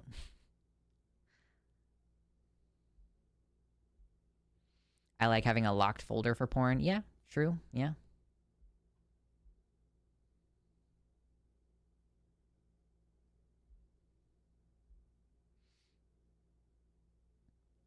Lux nudes leaked on main, twitter.com. True. I have a Fansly that I haven't posted to in like over a year now. I could post my own nudes and porn and stuff. Like I could do that. I'm just not really interested. I don't know. What if I turned my sex life with my partner into a job? Doesn't that sound so fun? Doesn't that sound amazing?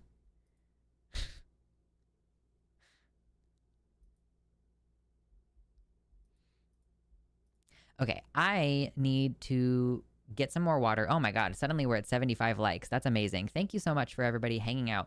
I'm just going to put on some music and take a little midstream break to rest my voice, refill my water. Usually it's only about 5 minutes. I'm going to put on some music for you guys. And then I'll be back momentarily. All right? All right? Sound good? Well, it's too bad if it sounds bad because I'm going anyway. Ha ha ha. Back in a few. Wait, hold on. Wait. I gotta do it the right way. Okay, this way.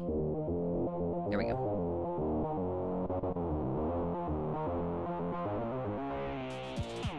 Oh my god, why?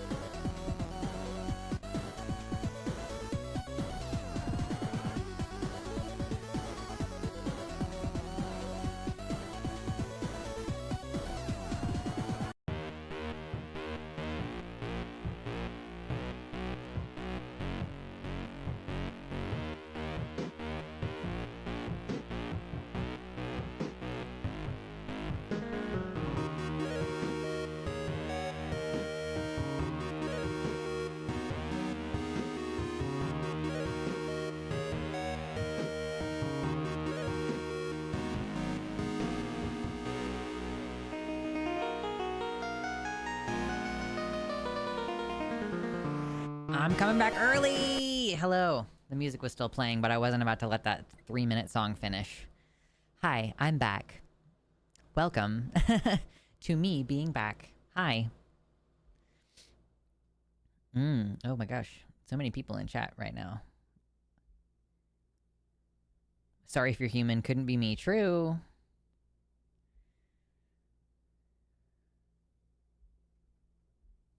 Kitty says, I had a Nokia 2100 as my first and third phone in 2004 and 2006. It was the phone anyone in the family used when their regular phone was broken. Exploded like a grenade every time you dropped it, but never actually broke. That phone lived through some legendary shit. It was made in 1999 and went through every member of the family at least twice. Oh my god. That's like, we have, we call it the punishment keyboard. My husband at one point purchased it's like a waterproof Logitech keyboard that if you spill something on your keyboard, you use the punishment keyboard until you either figure out if your regular keyboard is still working or you buy a new keyboard. You would think that this punishment keyboard has only been used maybe once. That's not true. So I want to just tell you guys, I don't even know if it's possible. Like, okay, so my arm is fully extended right now, like, boom, fully extended, and I can only barely touch the edge of the top of my cup where it is right now.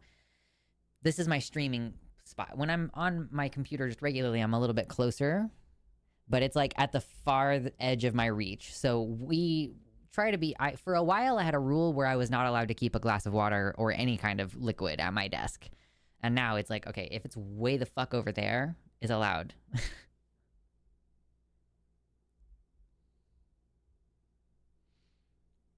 My L key and 9 key still stick sometimes from Mountain Dew being spilled on it.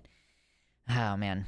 I would like to get a new keyboard at some point. This one works okay. Sometimes some of the keys don't work, and I'm not entirely sure why that is. I need to go in and pull all the keycaps off. I actually borrowed this from my partner to pull all the keycaps off. I just haven't actually gotten around to doing it. But yeah, I need to really properly clean my keyboard. It sucks because if one of my keys goes out, and the reason why I want a new keyboard really is that this keyboard is not what they call hot swappable, meaning that obviously you want to disconnect it from the computer and make sure there's no electricity running through it. But with hot swappable keyboards, you can basically just pop out every one of the keys. And I don't mean the keycaps. I mean the physical switch. You can just pull it out and then put in a new one. This keyboard is all soldered in together. So I would have to go in and desolder it if I wanted to replace one of the keys. Or let's say I wanted to replace all the keys with something quieter because this one is pretty loud. I mean, it's not terrible, but it's like fairly loud compared to a super quiet keyboard. My partner's keyboard is so fucking quiet. There's a whole industry of like, who can make the quietest keys? It's very funny. Richard says, hi, Luxander, looking very cool and goth-like. Thank you. Oh, yeah. Does my head hurt less enough now that I can put my glasses back on? Cool. There we go. Now I can read again.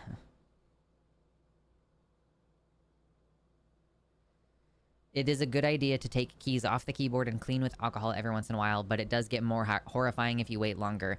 I don't want to disclose too much, but I will say we're at the level where it's pretty horrifying. I need to get in there and clean it properly. It's just like my computer has to be off, or at least I have to pull my keyboard out of the computer, and there's not many times of the day that I'm not on or near my computer for some reason. At least you have a computer. Mine's been having issues.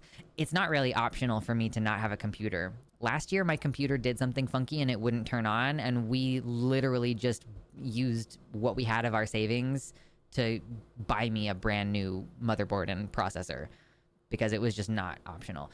My partner did end up figuring out what was wrong with my computer, and he sold that computer, I think. Like, he built a new computer from the spare parts that we had and sold it. So it was like not a net loss, like completely. I mean, probably it was a net loss, but it wasn't like a complete loss of functional components or anything. But yeah, so it's not really like optional. If something catastrophic happens to my computer, it's my job So I get a new computer. I fix the component. I replace the component. It's not optional for me to just not have a computer. Worst case scenario, if my computer fails in a way that is expensive enough to fix that, like, it's so expensive that I don't even have enough credit for it, which is unlikely because I have a decent amount of credit to choose from. I have credit cards I can put it on, even though that's not the best solution. It's still a functional solution. But if for some reason, like, it was going to cost $10,000, I don't know why, there's a laptop that I could borrow to do bare minimum level streaming stuff. But yeah, everything that I need to do for my job, I cannot fucking imagine trying to do it on a laptop. Like my Adobe stuff, like all the hardware that I have, like I have a beefy computer. So yeah, it's not like I will literally go in debt to the maximum of my credit limit right now if I have to fix my computer. Like, I'm willing to do it. I went into a short deep dive into mechanical keyboards a little bit ago, says Mabs, and I kind of wish I no longer had that information. Oh no. My partner went down a rabbit hole. He does it periodically. He'll go down a rabbit hole. He's the reason why I know anything about mechanical keyboards, because he was like watching a specific creator who would then do like competitions with other creators of like how quiet, or like make the world's loudest keyboard. There was a video that was that too.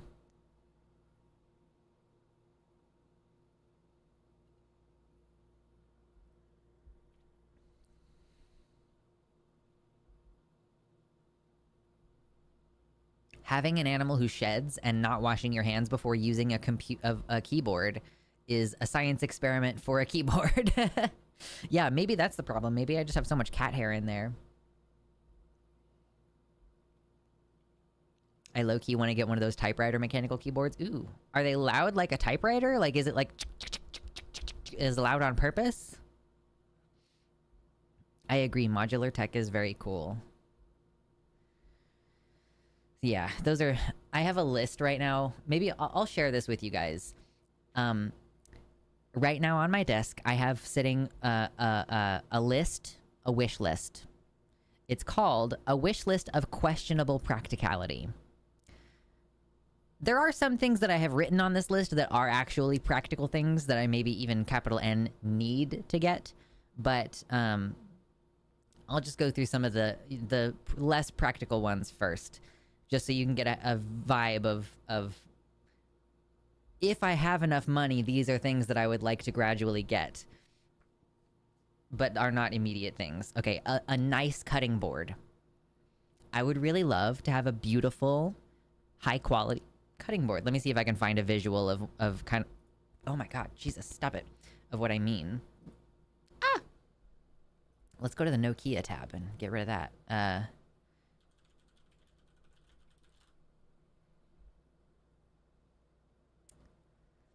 Some of these are a little bit too complicated for what I am talking about.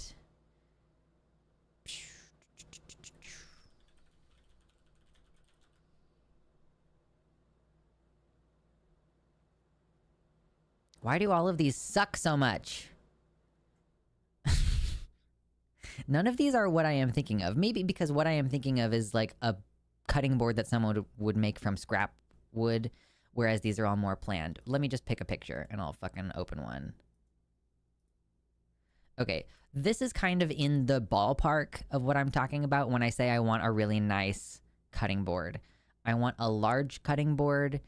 I don't necessarily need one that has these channel grooves, but I do sometimes like to butcher entire chickens. So they have a lot of juice, and so this protects your counters from getting covered in fucking meat juice. So there. But this one is like made of a bunch of scrap pieces of end grain wood. I don't necessarily need it to have these handles in the side. That's really lovely, but I don't necessarily need that. But this is what I mean. Yeah, an end grain board. I would love it if it had those... what I'm imagining is one that has a little bit less structure artistically. Like this one is a little bit repetitive. And like I want it to randomly have like purple wood in one spot, you know? Like I really want it to be eclectic and beautiful. So a nice cutting board. I'm about to reveal how much of an old person I am. It's that checkerboard cutting board. Yeah, I saw that checkerboard cutting board. Look. Oh no, not Amazon. Fucking Christ. Just let me look at the picture. Yeah, like a checkerboard cutting board. I want it to be way more random than that. But something just really beautiful, okay? That's number 1 on the list. This one is actually technically 2 items, so I'm going to go ahead and separate them. I have a nice cleaver. I want a nice chef's knife. Oh, man. I have decent knives, although that is something that's more of like a maybe 5 or 10 years down the line I'll start thinking about getting really nice knives. Right now, I just need to get in a good habit of fucking sharpening the knives that I already have. I've just bought a large glass cutting board. God bless you, but that's terrible for your knives. I would like a nice food processor. Maybe like a Ninja brand food processor, because I would love to make hummus. You can also, it might save you some time on like chopping vegetables. You could use a food processor to cut vegetables in bulk and then freeze them and save yourself a shit ton of time and labor. Love that. Food processor. Also would like to have a good blender. I have always just bought shitty blender from thrift store. Like, I think my partner's blender was just a hand-me-down, and then I bought an almost identical one from a thrift store, and it just sucks. Like, blenders are they are not powerful. Maybe my problem is that I am trying to blend things that should go in a food processor. I don't know. But a good blender. New keyboard / mouse. That's also on the... This is what brought me to telling you about this list in the first place, was that I kind of like need a new mouse, in the sense that the plastic on this one is falling apart, and like the scroll wheel, the plastic on the scroll wheel has come off in a way that there's like a roughness now. So anytime I have to use the scroll wheel, I'm giving myself like a little scrape on my finger. So I have like a little spot on my finger that's just a little bit, like if my fingers get wrinkly, that spot on my finger gets wrinkly in a different way. Super strange. And a new keyboard, because this one, sometimes the letters don't want to work, and also I just want to have a hot swappable keyboard. So that one is a little bit of a less practical. This one's more of a, that's just a silly thing. I've seen ads for titanium cutting boards, but I have no idea if they're any good. Okay, I'm going to evangelize for a second. The evangelizing that I'm going to do is that you should only ever use wood cutting boards. And the reason I say that is because a glass cutting board will destroy your knives. A plastic cutting board will generate microplastics. A wood cutting board, some people say like you shouldn't cut raw meat on a wood cutting board, and I understand that. I don't think it's that big of a deal, and it's even less of a big deal if your cutting board is properly, number 1, oiled, number 2, waxed. A wax surface on the surface of it can keep it much cleaner. I just personally don't think it's a huge deal. So that's my little evangelism. I think you should have a wood cutting board. Yes, cutting boards are supposed to be softer than the knife in order to not wear out your knives. Yes. Ooh. Byron says, I bit the bullet and got a steel French press since every glass one I've used has broken from the repeated heat stress over time. I love that. John says, wood is the only way. I have one for veggies and a separate one for meats. Maybe that's what I should end up doing. Maybe, I mean, shit. I don't want them to... I already have 2 cutting boards. They just both suck. I have hand-me-down cutting boards that are super old that were never being taken care of before I got them, and then I haven't been taking care of them for 10 years. People have been cutting meat on wooden boards for as long as agriculture has existed. Well, sure, but people also used to die of foodborne illness a lot, so, you know.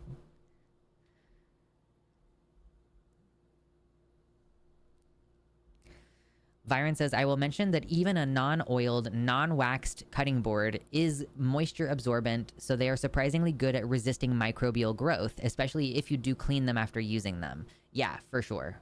And mine get the same treatment. They get Dawn dish soap, same as everything else that I hand wash. Heart Splinter says, I'm a big fan of meat and wood. Guys, I can't even tell you what my evening was like last night. It was so sexually explicit. Oh gosh. Okay, hold on. I'll come back to that in a second. Joyful, Nomad, I see your comment in the YouTube chat and I will get to it in a moment. I'm going to continue this. I'm in the middle of something kind of fun and upbeat, so I'll get to what you're doing. I'll get to that in a second. Please don't go ahead and stick around, okay? If anybody just got here, please hit the like button. I love you very much. We need another bookshelf. So that's on my wish list of questionable practicality. A bookshelf is actually pretty high on the list because we are officially at the point where when we buy new books, we don't have anywhere to put them. I guess technically like one of the shelves on my bookshelf has a lot of loose, it just has a bunch of stuff on it instead of books on one half. But also, like, where the fuck am I going to put any of those knickknacks if I suddenly don't? Anyway, but we're officially at the point where I need a new bookshelf, so that's on the list. A stock pot? Oh, I would love to have a bigger stock pot than what I have currently. Because I used to do this thing where I would buy 3 whole chickens from the store, like already cooked, or sorry, already, you know, they're already dead and everything. They're in a plastic bag, you know, okay? But the whole chicken, and then I would cut that up into the constituent parts, all 3 of them, and then I would package them up and like, okay, here's my breasts, here's my thighs, here's my legs, and here's the wings. Or a lot of the time I've started incorporating the wings in with the other thing that I'm doing. But what I do is I take the carcasses and I put them in a stock pot and let them boil away and make a wonderful, beautiful stock. And then I pull all of the meat off of the bones with my hands, like all the rib meat and everything. Man, there's so much meat on a chicken carcass that's not the main part of the, you know, the main, like, ooh, there's the breast, ooh, there's the thigh. So much meat on that. Worth it to make a stock from it. Probably good that they did not put a live chicken into the bag. Yeah, but I feel like what I am trying to get around is I don't want people to think that I have plucked and beheaded a chicken. Like, I want people to understand that what I'm doing is buying a whole chicken that's already been processed, except that it hasn't been cut apart yet. Anyway, and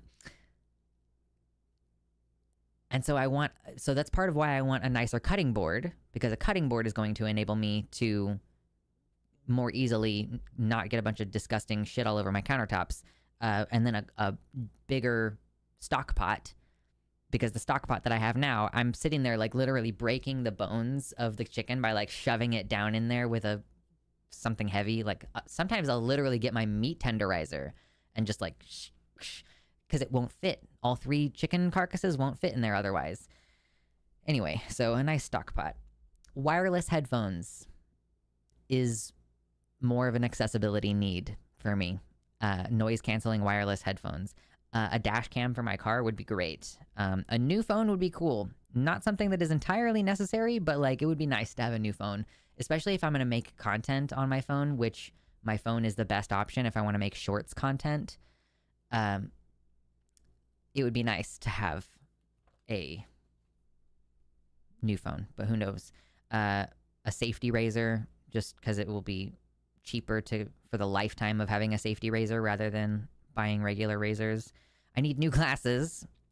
I would like a bicycle. That would be nice. And I would like to maybe get some laser hair removal. Those are all like things that I maybe will get done, but like probably it's going to be a long time. I just need to have a place to put the thought so that I don't have to carry it around in my head anymore.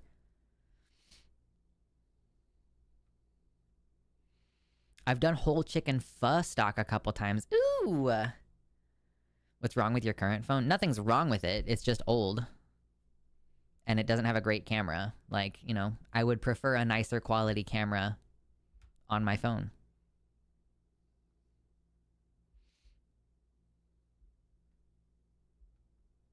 And it's like, I haven't had a new phone, like, ever, possibly. Have I ever had a new phone?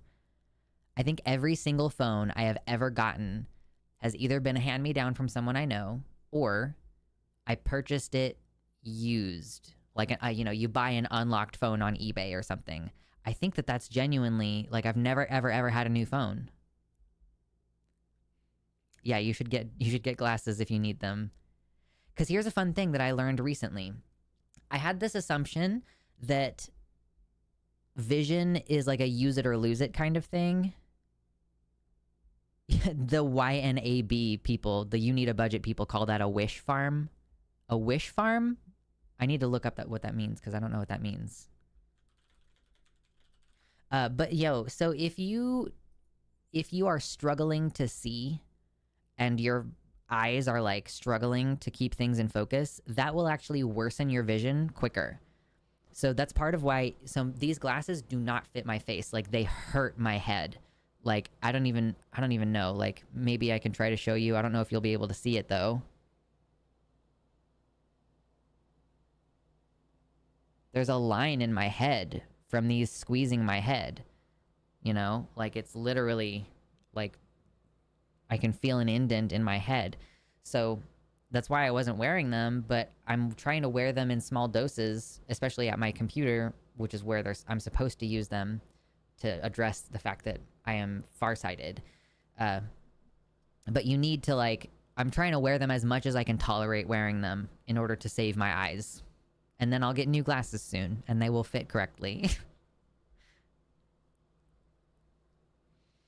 Dally says, I put things in order of priority to help feel like I'm getting the most beneficial items first. Sure, yeah. So, like, if I were to reorder this list, right now it's only in an order of, like, I wrote them down in that order because I thought of them.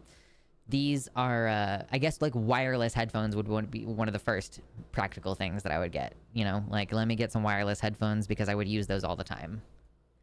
Are they not fitted correctly? Yeah. So I went to a mass-produced place to get, like, I didn't visit with an optician when I was getting glasses. You know, my husband came with me, and I was kind of expecting him to have a little bit more input of, like, tell me what to look for. At the time, I didn't even know what there was to look for, so I was basically just like, hey, you can help me figure out if these glasses look good on me. But he wasn't like, oh, hey, pay attention to, like, how it feels behind your ears, or, like, when you put it onto your face, you need to be able to, like, if you can't slide it easily onto your face, it's probably too small. Like, none of that. So I'm like, what the fuck did I even bring you for? I am joking. He's a very fun and useful person to have around most of the time. He just wasn't very helpful in that particular instance. So I need new glasses that actually fit my head that I can wear all the time. I need glasses, but have sensory issues with them, so I just let my eyesight get worse. Any tips? Get laser surgery. I don't know. Or, like, condition yourself to wear the glasses by, like, wearing them for short periods of time. Do you wear sunglasses when you are outside? Like, go outside more and wear sunglasses to teach yourself that glasses are good. In the UK, some chain opticians, like Specsavers, will fix and adjust your glasses. Doesn't matter where you got them. Yeah, I probably could have taken these back and gotten them adjusted. I just did not.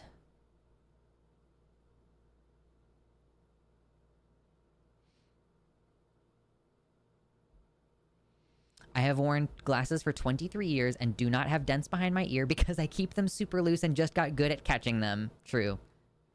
Any pressure causes migraines. Yeah, that's part of why my partner doesn't... So my partner is a glasses wearer. He's had prescriptions for contacts before. I think he just doesn't prefer that.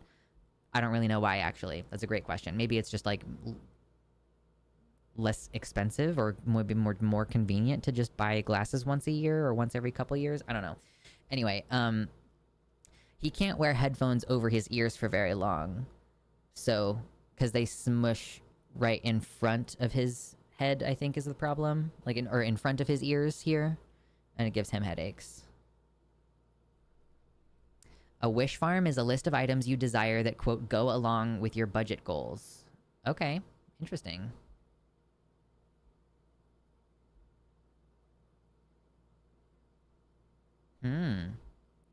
Yeah. And then, like, yeah, I definitely need to set up a budget long term and, like, sit down and talk to my partner about it. Because we want to, like, buy a house someday, maybe, if that's viable for us. I don't know if it's viable for me in my line of work. But, like, maybe between the two of us we could afford it. I don't know. But it's not going to happen unless we budget and start saving.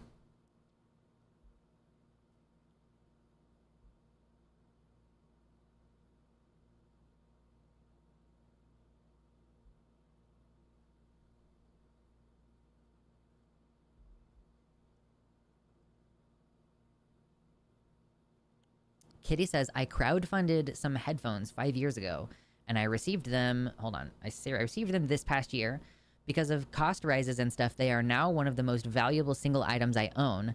I try not to overuse them because if I ever manage to start streaming, I will be able to stream with a window showing live focus level and go over my brain health report after every stream. I'm building up data on my brain and helping prove concepts on non-invasive systems similar to Neuralink. Oh, that would be cool. I like that. Buying a house in Oregon is expensive, at least anywhere around Portland. Yeah, thank God I don't want to live anywhere near Portland. But I do want to live in the Willamette Valley, so I guess maybe anywhere in the Willamette Valley might be considered close to Portland. I don't know. Like, yeah, you've got, like, Portland and then Eugene, which is also, like, I'm assuming fairly expensive. But then there's, like, all kinds of little small towns in the valley. You've got, like, I mean, there's Salem, obviously, which is right smack in the middle. But if you don't want to live in Salem, which is probably also, like, slightly more expensive right next to the state capital. I don't actually know. But, you know, you can go out to Silverton or Dallas or fucking... Maybe Dallas is not the right one. You know... There's, like, a bunch of small towns that you could go check out. Southern end of the valley is probably a bit cheaper. Okay.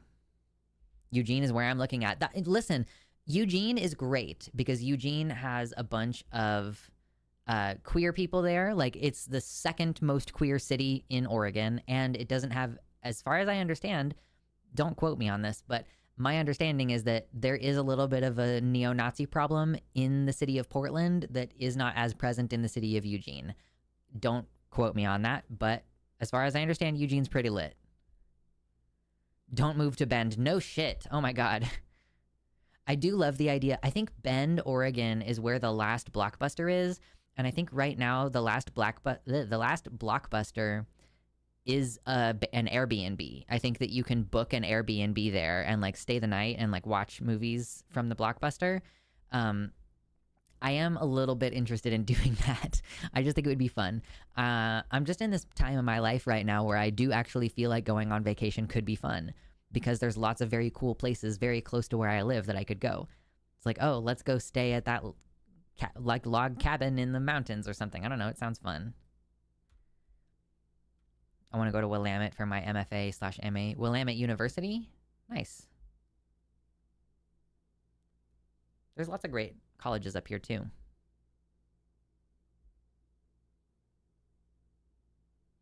Dally says, I admit that I've added things to my wish list that might be considered frivolous, such as getting a DVD set, but it helps me get up, helps calm me down and is part of my routine. Okay.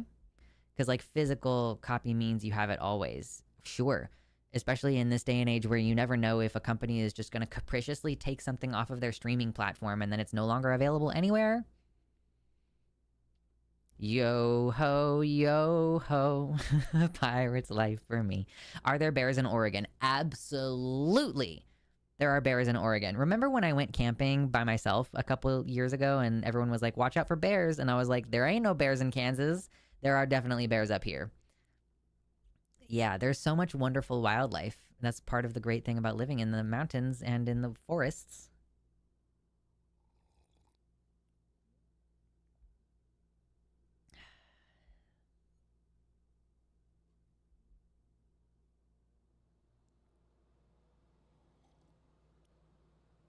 Eugene literally had actual Nazis, like German Americans who moved to Germany to join the Nazi party. Oh, wow. Crazy. Are you Clark Kent with the glasses? Also, I realized you are from Kansas too. That's true. I don't know. Maybe they're not. Maybe there are no Nazis down there now. I don't know. Someone was trying to convince me super aggressively to move to Pennsylvania instead of Oregon. And part of the reason that she gave for that was because she's concerned about neo-Nazis in this part of the world. To that I said, I pass as straight most of the time. Like, I pass as cis most of the time, so I'm really not personally that concerned for my own individual safety.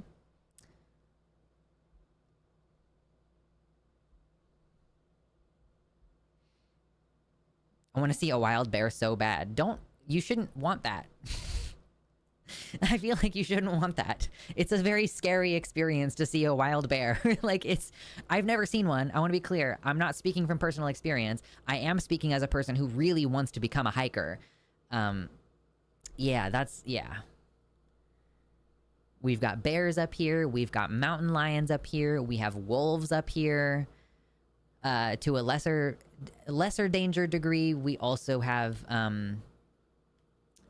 bobcats, and we have coyotes.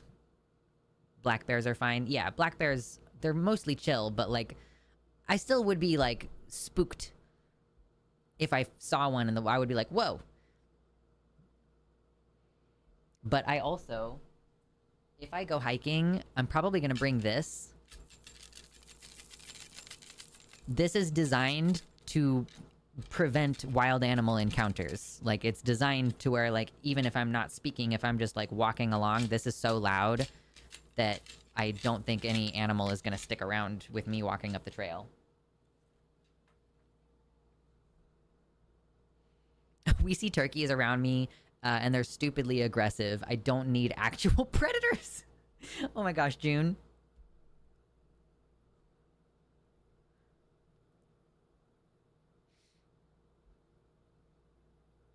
Coyotes are everywhere. Okay, so Amabs says, I've seen a wild bear in Central Oregon, and the coyotes are everywhere. Mountain lions, you never see them, but they are killer for pets. Yeah, you don't really see the mountain lions because they're usually up in the trees. Like, you might walk past a mountain lion and never know because they're camouflaged and they're up in the trees.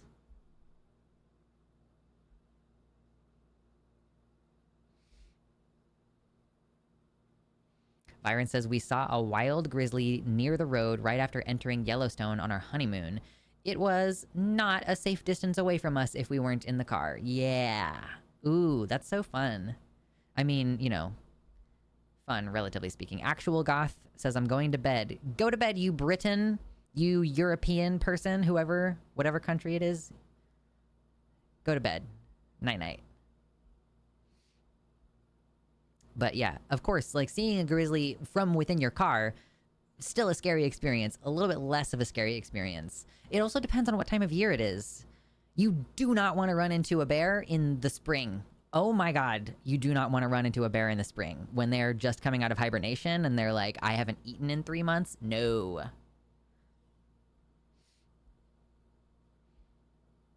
A bobcat walked past my sister a few weeks ago in front of her apartment building here in Southern California. Ooh. I watched a video recently of a lady who came across... I guess it was probably a bobcat. It was like a fairly adolescent bobcat, if it was a bobcat. But it had just killed and eaten... Or it had just killed some small rodent. But, like, compared to the cat, the rodent, he was like dragging the rodent's feet along the floor as he's just got this thing in his mouth.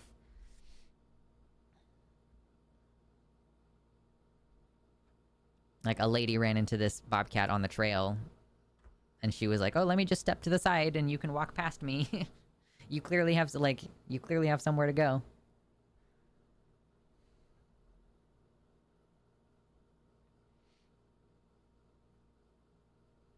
We also have fucking...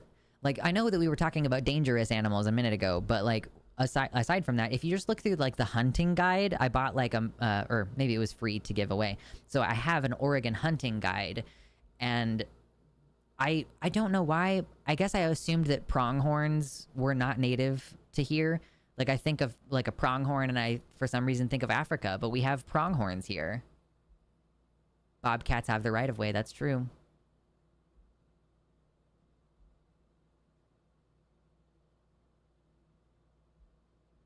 Hart says, I just want to be around an active queer and trans community. The Deep South is so repressive, and none of the queer people here get what I'm about. Yeah, it's one of the things that sucks about being from the South or from a small town is maybe there are other queer people there, but that doesn't guarantee that they're queer people who are into the same shit that you are. So, yeah. I encourage anybody, and I will help anybody to the extent that it's possible. If there are queer and trans people who are like, I want to move, of course I'm going to have a preferential bias to Oregon, but if you're trying to move to Washington, I would like to help people where possible. You know, especially people I know, my friends and people in my community. But, you know, I would love it to have enough of a budget to be able to say, for sure, I'm going to give $20 to somebody's GoFundMe this month. Or, like, if you need help, like, scoping out places to live, right? I want to encourage more people to move here because I think we need to be closer to one another for sure. You got to go to queer meccas like Seattle. Totally. I think I officially am ready to start making my husband plan a trip to Seattle with me. I think I'm ready. I just got my car serviced, so I know I can feel confident doing a little road trip and nothing is going to seriously happen to it. My partner was originally going to get a big van, kind of like the ones that Amazon uses now, and like basically set it up to where we could sleep in the back of it, but he was not able to get that kind of vehicle. So our stay in Seattle is going to be like I would prefer to do an overnight for a weekend or something. But I think we might have to get like a motel, or I don't really want to stay with a friend because we're just weird about COVID. Like, I don't know. Like, a lot of my friends have a lot of roommates and everything. So yeah, we have to figure out the plan as far as that, because it's a long drive from where I live. You know, it's like a minimum 3-hour drive. So to drive 3 hours and then see my friends and then drive 3 hours back in the same day would be kind of a lot.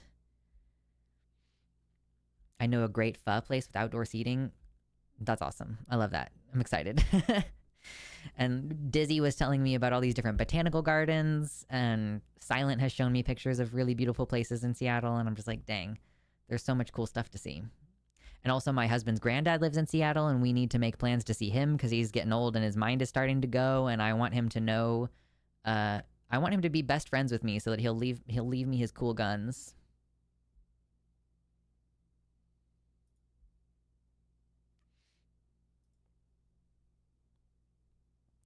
Is there not a case for asylum Canada is there a case for asylum that Canada is hearing for a mom with a trans and NB kid?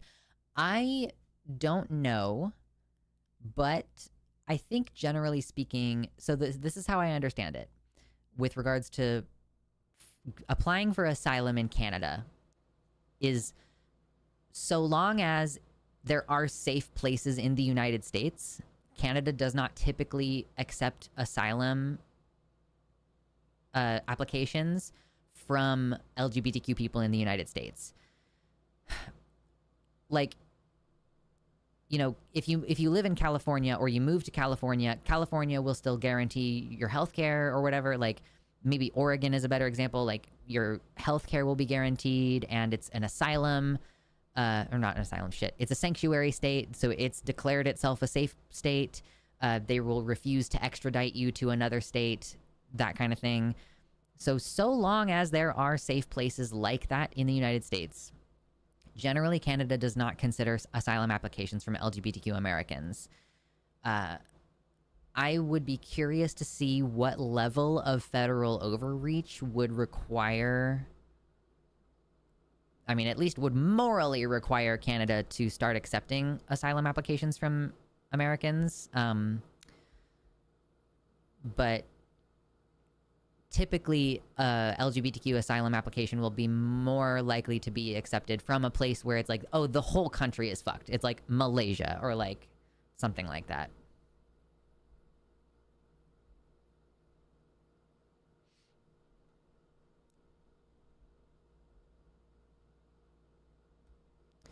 Kitty says pronghorns have a range from southeast Oregon to Arizona and Texas in America. It used to be across parts of the Midwest, but across parts of the Midwest, last year's snow killed a bunch of them. Oh, damn. Okay, so they're going to do better in climates that don't get as cold during the winter. Kitty says, my two favorite pho places in Phoenix are a place called Pho Kit and a place called Pho Cup. That's pretty good. I like that. I love that pho is so easy to do funny things with. I don't actually know that I've ever eaten pho. Maybe I have. I'm not sure. But yes. It's Asian soup, and I'm down. I'm down for it. Drink more water, babes.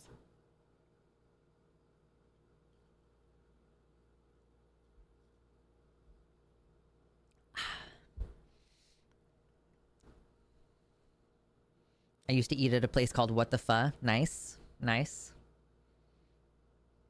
I like it when they're designed in a way that you couldn't...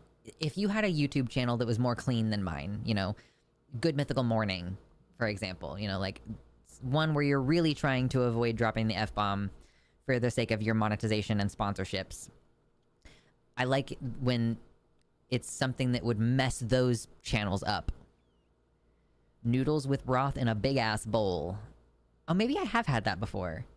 There's a restaurant in Kansas City that my mom took me to when I was a kid called the Blue Koi. I think it's the Blue Koi. And I had a big giant bowl of something there that was like a watery soup. So it might have been pho. Although maybe it's just like a Japanese soup that's similar to pho. I don't know, anyway. John Bainbridge says there's a pho-ket in my town. Also the Pho King restaurant. Nice.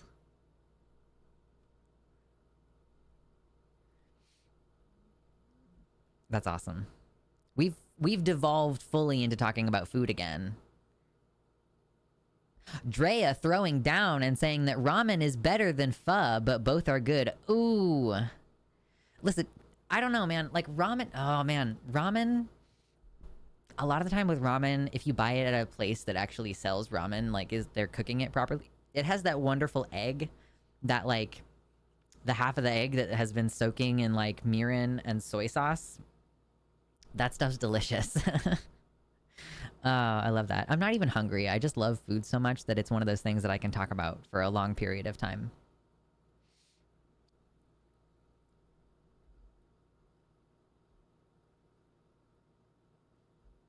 Okay, I totally spaced earlier. Someone asked me something about Joyful. I'm so sorry that I missed it, and I hope that you're still here. I got distracted because honestly, I don't really give a shit about Poppy and Xena anymore. But apparently Poppy and Xena are being sued. Is that what you said earlier? That there's a lawsuit against Poppy and Xena, the streamers? Not... There's like a musician called Poppy, not that Poppy. There's a big streamer called Poppy, not that Poppy. We're talking about Poppy and Xena, who I made a 3-hour-long video expose about how terrible they are. So there's a lawsuit now? Do we know who is suing? Is it, is Snowflake suing? I hope you're still here to tell me what's going on. Or maybe it is already something that I know about because I know some of the people behind the scenes, what's going on. But I don't know. Maybe I don't know about this particular issue.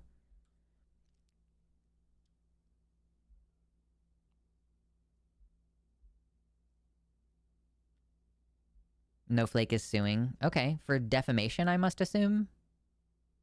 Cool. Malcolm covered it on a live stream. The legal docs are out there. It's between Poppy and No. Okay. I mean, fuck Malcolm, to be clear. Like, the way that he has talked about this whole issue has been so gross. Like, I've been pretty annoyed with everything that I've seen from him. Okay, she's suing for $100,000. Good, I hope she fucking gets it. Yeah, for defamation. Okay, cool. I forgot about Malcolm, not gonna lie. I forget about Malcolm most of the time, too. I think it came up, at some point someone was asking if we could get more trans men on the Transatlantic Call-In show, or more people of color, or like both. And I think Malcolm is a white passing Hispanic person. But also, yeah, fuck him. I don't like him. I wouldn't want to be on the show with him. And it was agreed that he's more of a drama streamer than, and like somebody we wouldn't necessarily want to have on Takis, so it didn't end up going anywhere. I have no idea who any of these people are. I think I'm better off. You probably are better off. Yeah. I mean, like, long story short, someone in our community is often a sex pest, and there was a she said situation where one person basically like put another person in a situation where they had no choice but to have sex with them, and then the person who coerced that person said that they were raped, and it was really fucked up. And so defamation is what's going on. The person who did the coercing is now being sued for accusing the other person of being a rapist, and like going through this whole thing of like using her actual name to make sure that her name has this like online association with being a rapist, even though she did not do that. Like, it was fucked up. So yeah, I have a 3-hour long video about it if you want to go watch it sometime. It's like Poppy and Xena. If you go look for that on my channel, you'll probably find the video. She said by the seashore. True. Yeah, femme manipulator grind set. True. Just super gross on so many different levels. Thank you, Joyful Nomad. I appreciate that. I do kind of wish that I could delete those videos, but I think it's important for them to stay up. When I say that, I wish I could delete those videos, I just mean like I'm trying to do something different with my channel now, where we talk about, we talk about movies more than politics and drama and stuff. But like, those videos are very successful and they say something important, so I can't take them down. Rip, rip, rip in peace. John Bainbridge says, to quote Bo Burnham, I'm asking but don't answer because I don't want to know. Ooh, Viren has posted a picture of a bear in the chat. A bear that he saw from his car with his wife. Where is it? Feed the dragon? Ooh, okay. Bear. I'm asking but don't answer cause I don't wanna know.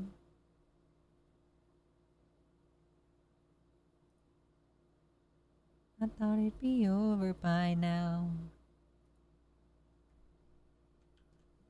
Oh, come on.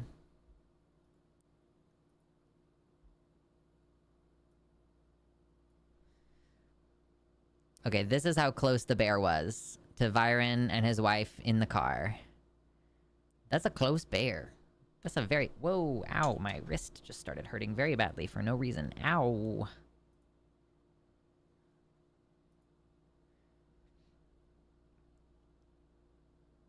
And a raven from Yellowstone making some noise.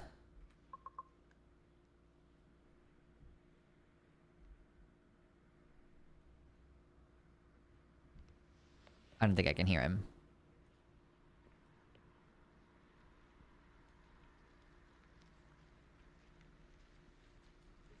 Yeah, maybe you guys could hear him. I couldn't hear him. I'll watch it later when I want to get my headphones back out.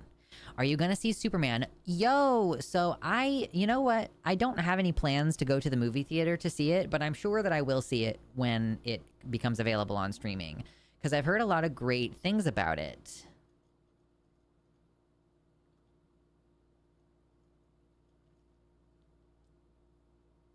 I fell asleep. Did I miss much? I don't know. Probably not. We've just been meandering. I'm trying to decide if I'm going to go for the full 4 hours today or if I'm going to save some of my voice for tomorrow, because I have Takis tomorrow. Who is it, me and Takis tomorrow? I think I was like, hey, Arden, will you finish the fucking schedule? And then she did, and then I didn't even go look at it. Or I did. Maybe I did look at it, but I didn't clock who was going to be with me. Who's going to be with me on Takis this week? Okay, so this week I'm with Josie.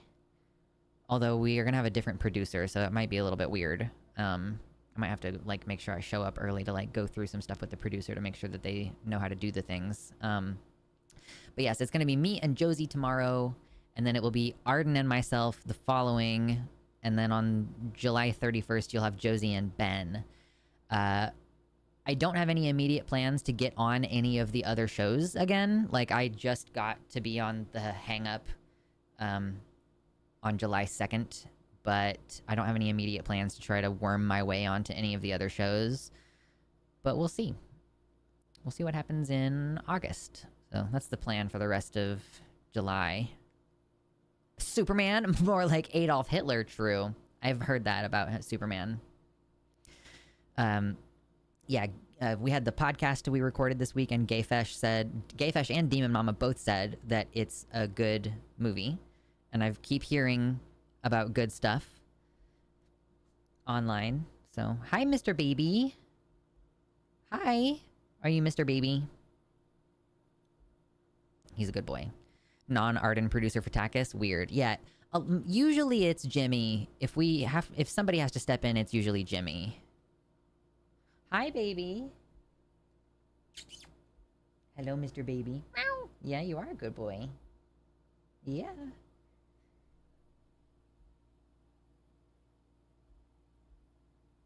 Give him some butt scratches. A little butt scratch baby.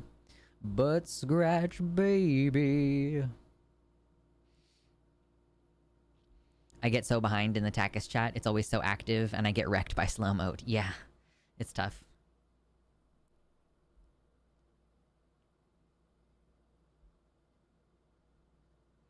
Are you a good boy? You Mr. Baby? Mr. Baby.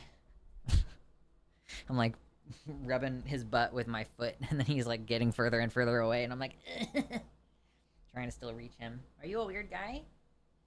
He's a weird guy. Yes, Jimmy, that guy who likes to F himself.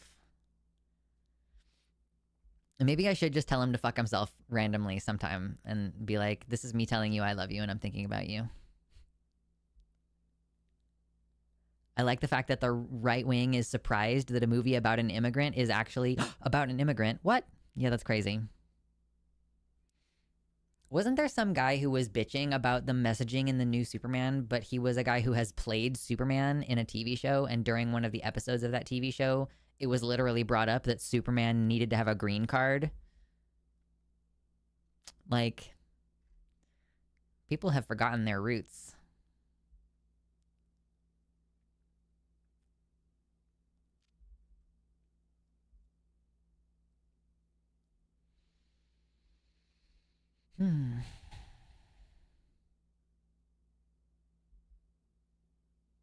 I love being verbally abusive to my cat in a friendly voice. Yeah, he can't understand.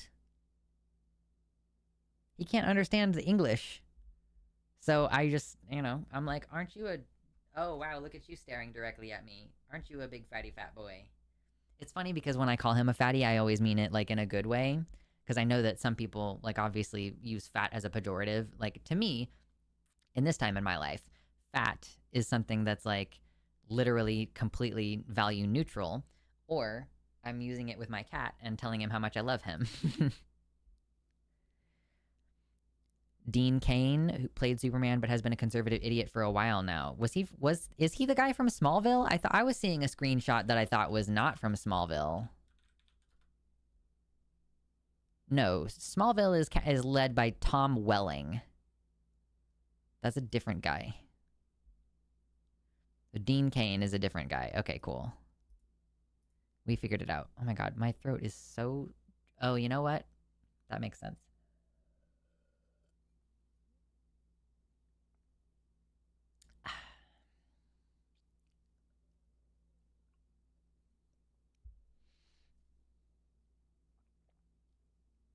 Oh, it's the Adventures of Lois and Clark that Dean Cain was from. Okay, cool. Yeah. Off topic, but what is your hairstyle called? I don't know. I mean, like, some people would call it an undercut, I think, but it's on both sides. And, like, right now I just have it pulled back right this moment. But, I don't know. Some people have been like, technically, that's a mohawk. And it's like, kind of. At first, it was like a warrior wolf tail like Sokka, but then I decided to grow out the part behind my head, and now I don't know what it is. What are we drinking? Vodka? No, babe, that's water. I'm doing dry July. It started in June. I was like, it was mid-June, and I was like, I don't want to be drinking alcohol right now, so I'm in dry July. And can I say, I hate it. I'm like, the last couple weeks I've been like, man, this is a crazy commitment that I've made, but it's just not optional. I've made the decision, and the decision is made. So I'll reevaluate that decision in about 2 weeks. But yeah, right now it's dry July. I guess I technically have been consuming alcohol because I've been drinking kombucha. It's like, technically it has alcohol in it. It's just usually like 0.5%, maybe at the absolute maximum up to 2%.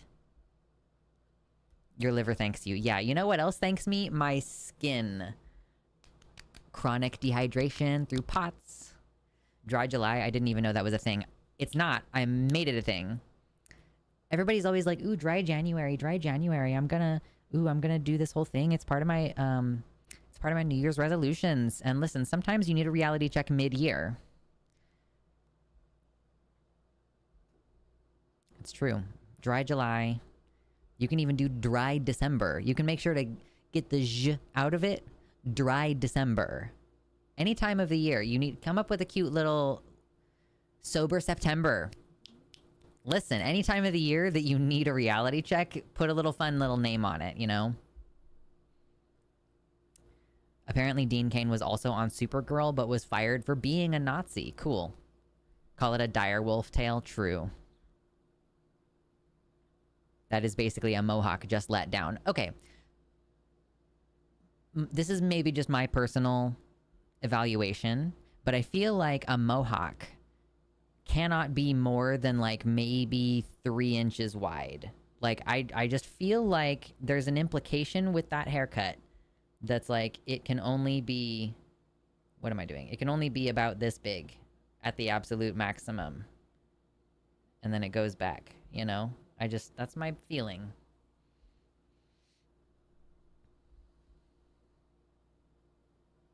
I try for one reality check monthly. Yeah, listen. Teetotaling October? Is what is that what teetotaling means?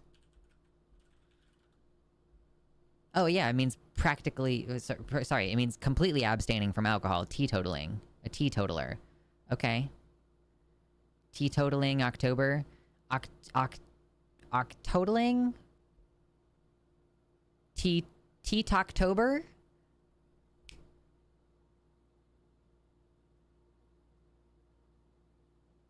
Tea-tober? I don't know. We can figure it out.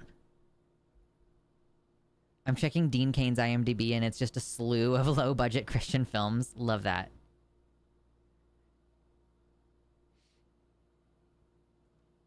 Kitty Tick says, all long hair is just a mohawk waiting to be spiked up. True.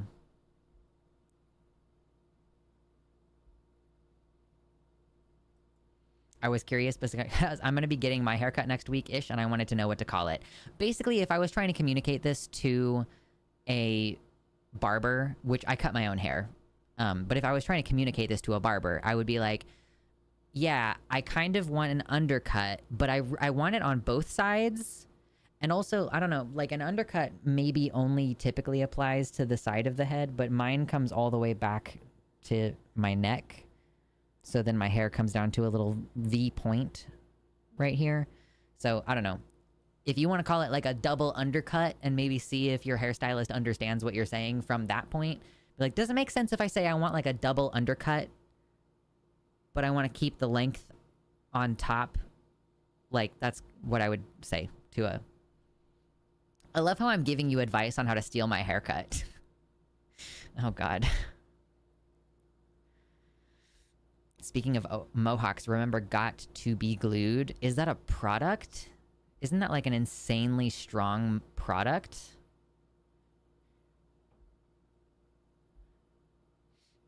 T-Talk, like TikTok? Yeah, I felt like saying T-Talktober was a little bit too close to TikTok. Yeah, give me the Luxander. Give me the Luxander haircut. I just like, my name becomes even more abstracted from my identity as a human being as it becomes more and more of a brand. Love that.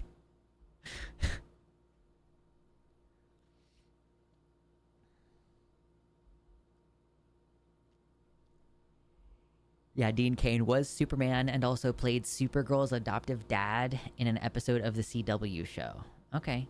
Which Supergirl is the one with... Oh my God, I can't do it. Millie? Her name is Millie something. Oh man, I can't believe I'm blanking on this. Millie. Not Millie Bobby Brown, I swear to God. Is Millie the wrong name? Millie from... Millie Alcock is her name. Okay, I just spelled it wrong. Isn't Millie Alcock in... She's like Supergirl in the new Superman movie? Is that... She's playing Supergirl in something. If you don't know who it is, Millie Alcock from House of the Dragon.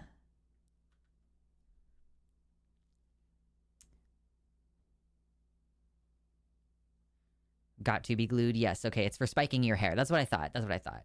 Okay. That's the movie coming out next year. Wait, why are there a Superman movie this year and then another one next year?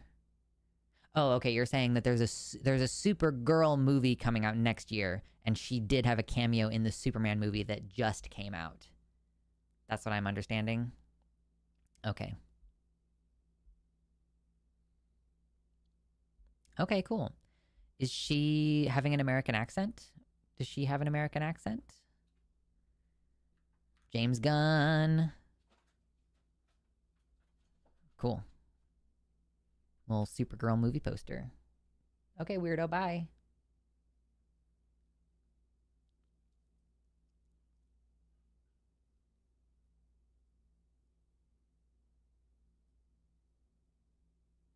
How old is Supergirl? I mean, I'm assuming that she's going to be at the very minimum a late teens, if not early adult. I don't know, man. I guess it's just hard for me to see Millie Alcock as anything less than, like, an adult. Even though she plays like a young person in House of the Dragon, weirdly, when she's not in that context, I have, like, a hard time seeing her.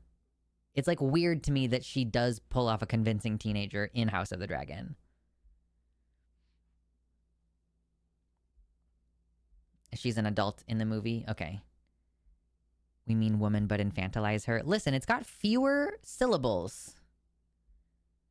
Supposed to be 21 in the DCU. Okay. Come up with a word for woman that is one syllable. I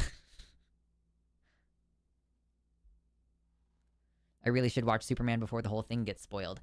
People are talking so much about the general vibe of this movie. So much. So it's weird. I have seen so much conversation about Superman, and they just keep going. But I haven't been spoiled on any specific events. I have been spoiled on the idea that it is about immigrants, and Lex Luthor is in it, and it is about, like, a billionaire being a bad guy. That's it. I do not know any of the substantive details about the movie. Superwoman is also a different character. Okay. BE says, asking the age of Supergirl is complicated because they left Krypton at different times and they arrived at Earth at different times. Fair. I think the purpose of the question is to ask, like, is she underage according to a human standard? Is she going to be a teenager? Wom. Super Wom. Yeah. Super chick, super gal, super lass. Supergirl. I don't know. Just works.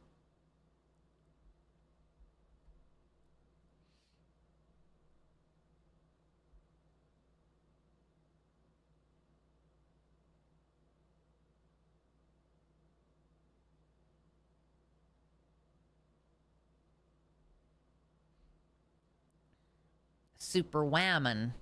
Whammin'. Why do people say that? It's like a very specific subculture of weird online guys who do that. Where did that even originate? I have no fucking clue. When they go whammin'. I don't... Like a PewDiePie, I feel like, used to say it. I just... Super babe. Wow. You're not getting away from the sexism allegations.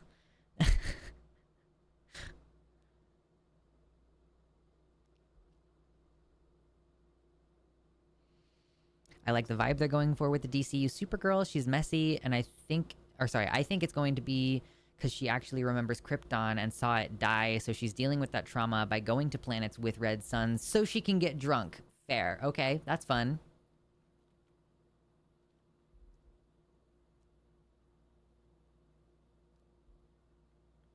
This is literally the first time I've ever done it, and as far as I know, it's just flipping the vowels. I say it to make fun of people who say whammin'. But like, why did people start doing it?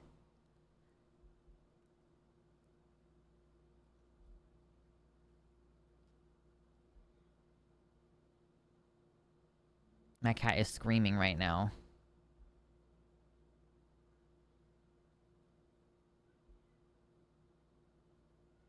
I thought woman with a Y was invented by feminists trying to separate themselves from men. Yeah, I think that was what that was about. And now it has kind of turned into like you're a true woman, and it sometimes is used in a way that's exclusionary toward trans women. Super ma'am. Yeah, be like the trans handy ma'am. It's just really easy to confuse those two words, ma'am and man.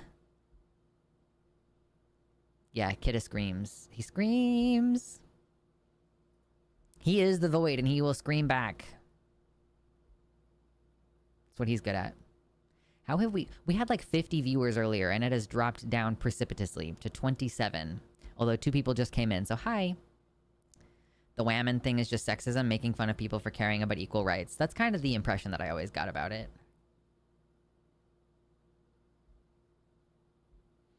BE says, I think that this has been a joke from the right before, but if there was a super them or super they, I would be thrilled.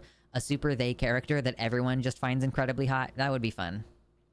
Could be fun anyway. Super femme.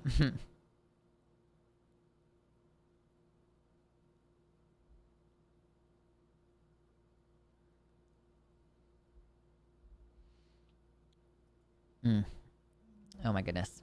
My voice is sore. You know, okay. So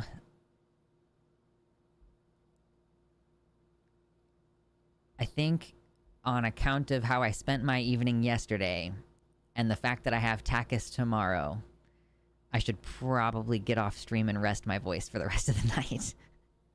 So that I have the vocal energy to come to Takis with all of my verve and vitality. So for now, I'm going to go ahead and get off of here. And I will see you on Takis tomorrow. I'll try to remember to actually ping you in the Discord this time because I forgot last week.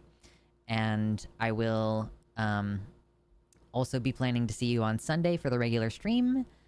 And so it goes, and so it goes. I do not have any idea when the Mulan video is coming out. Please bear with me. I have been wrangling cats. I might have to get back on my fucking ADHD medication in order to finish this script. But yeah, so thanks everybody for hanging out.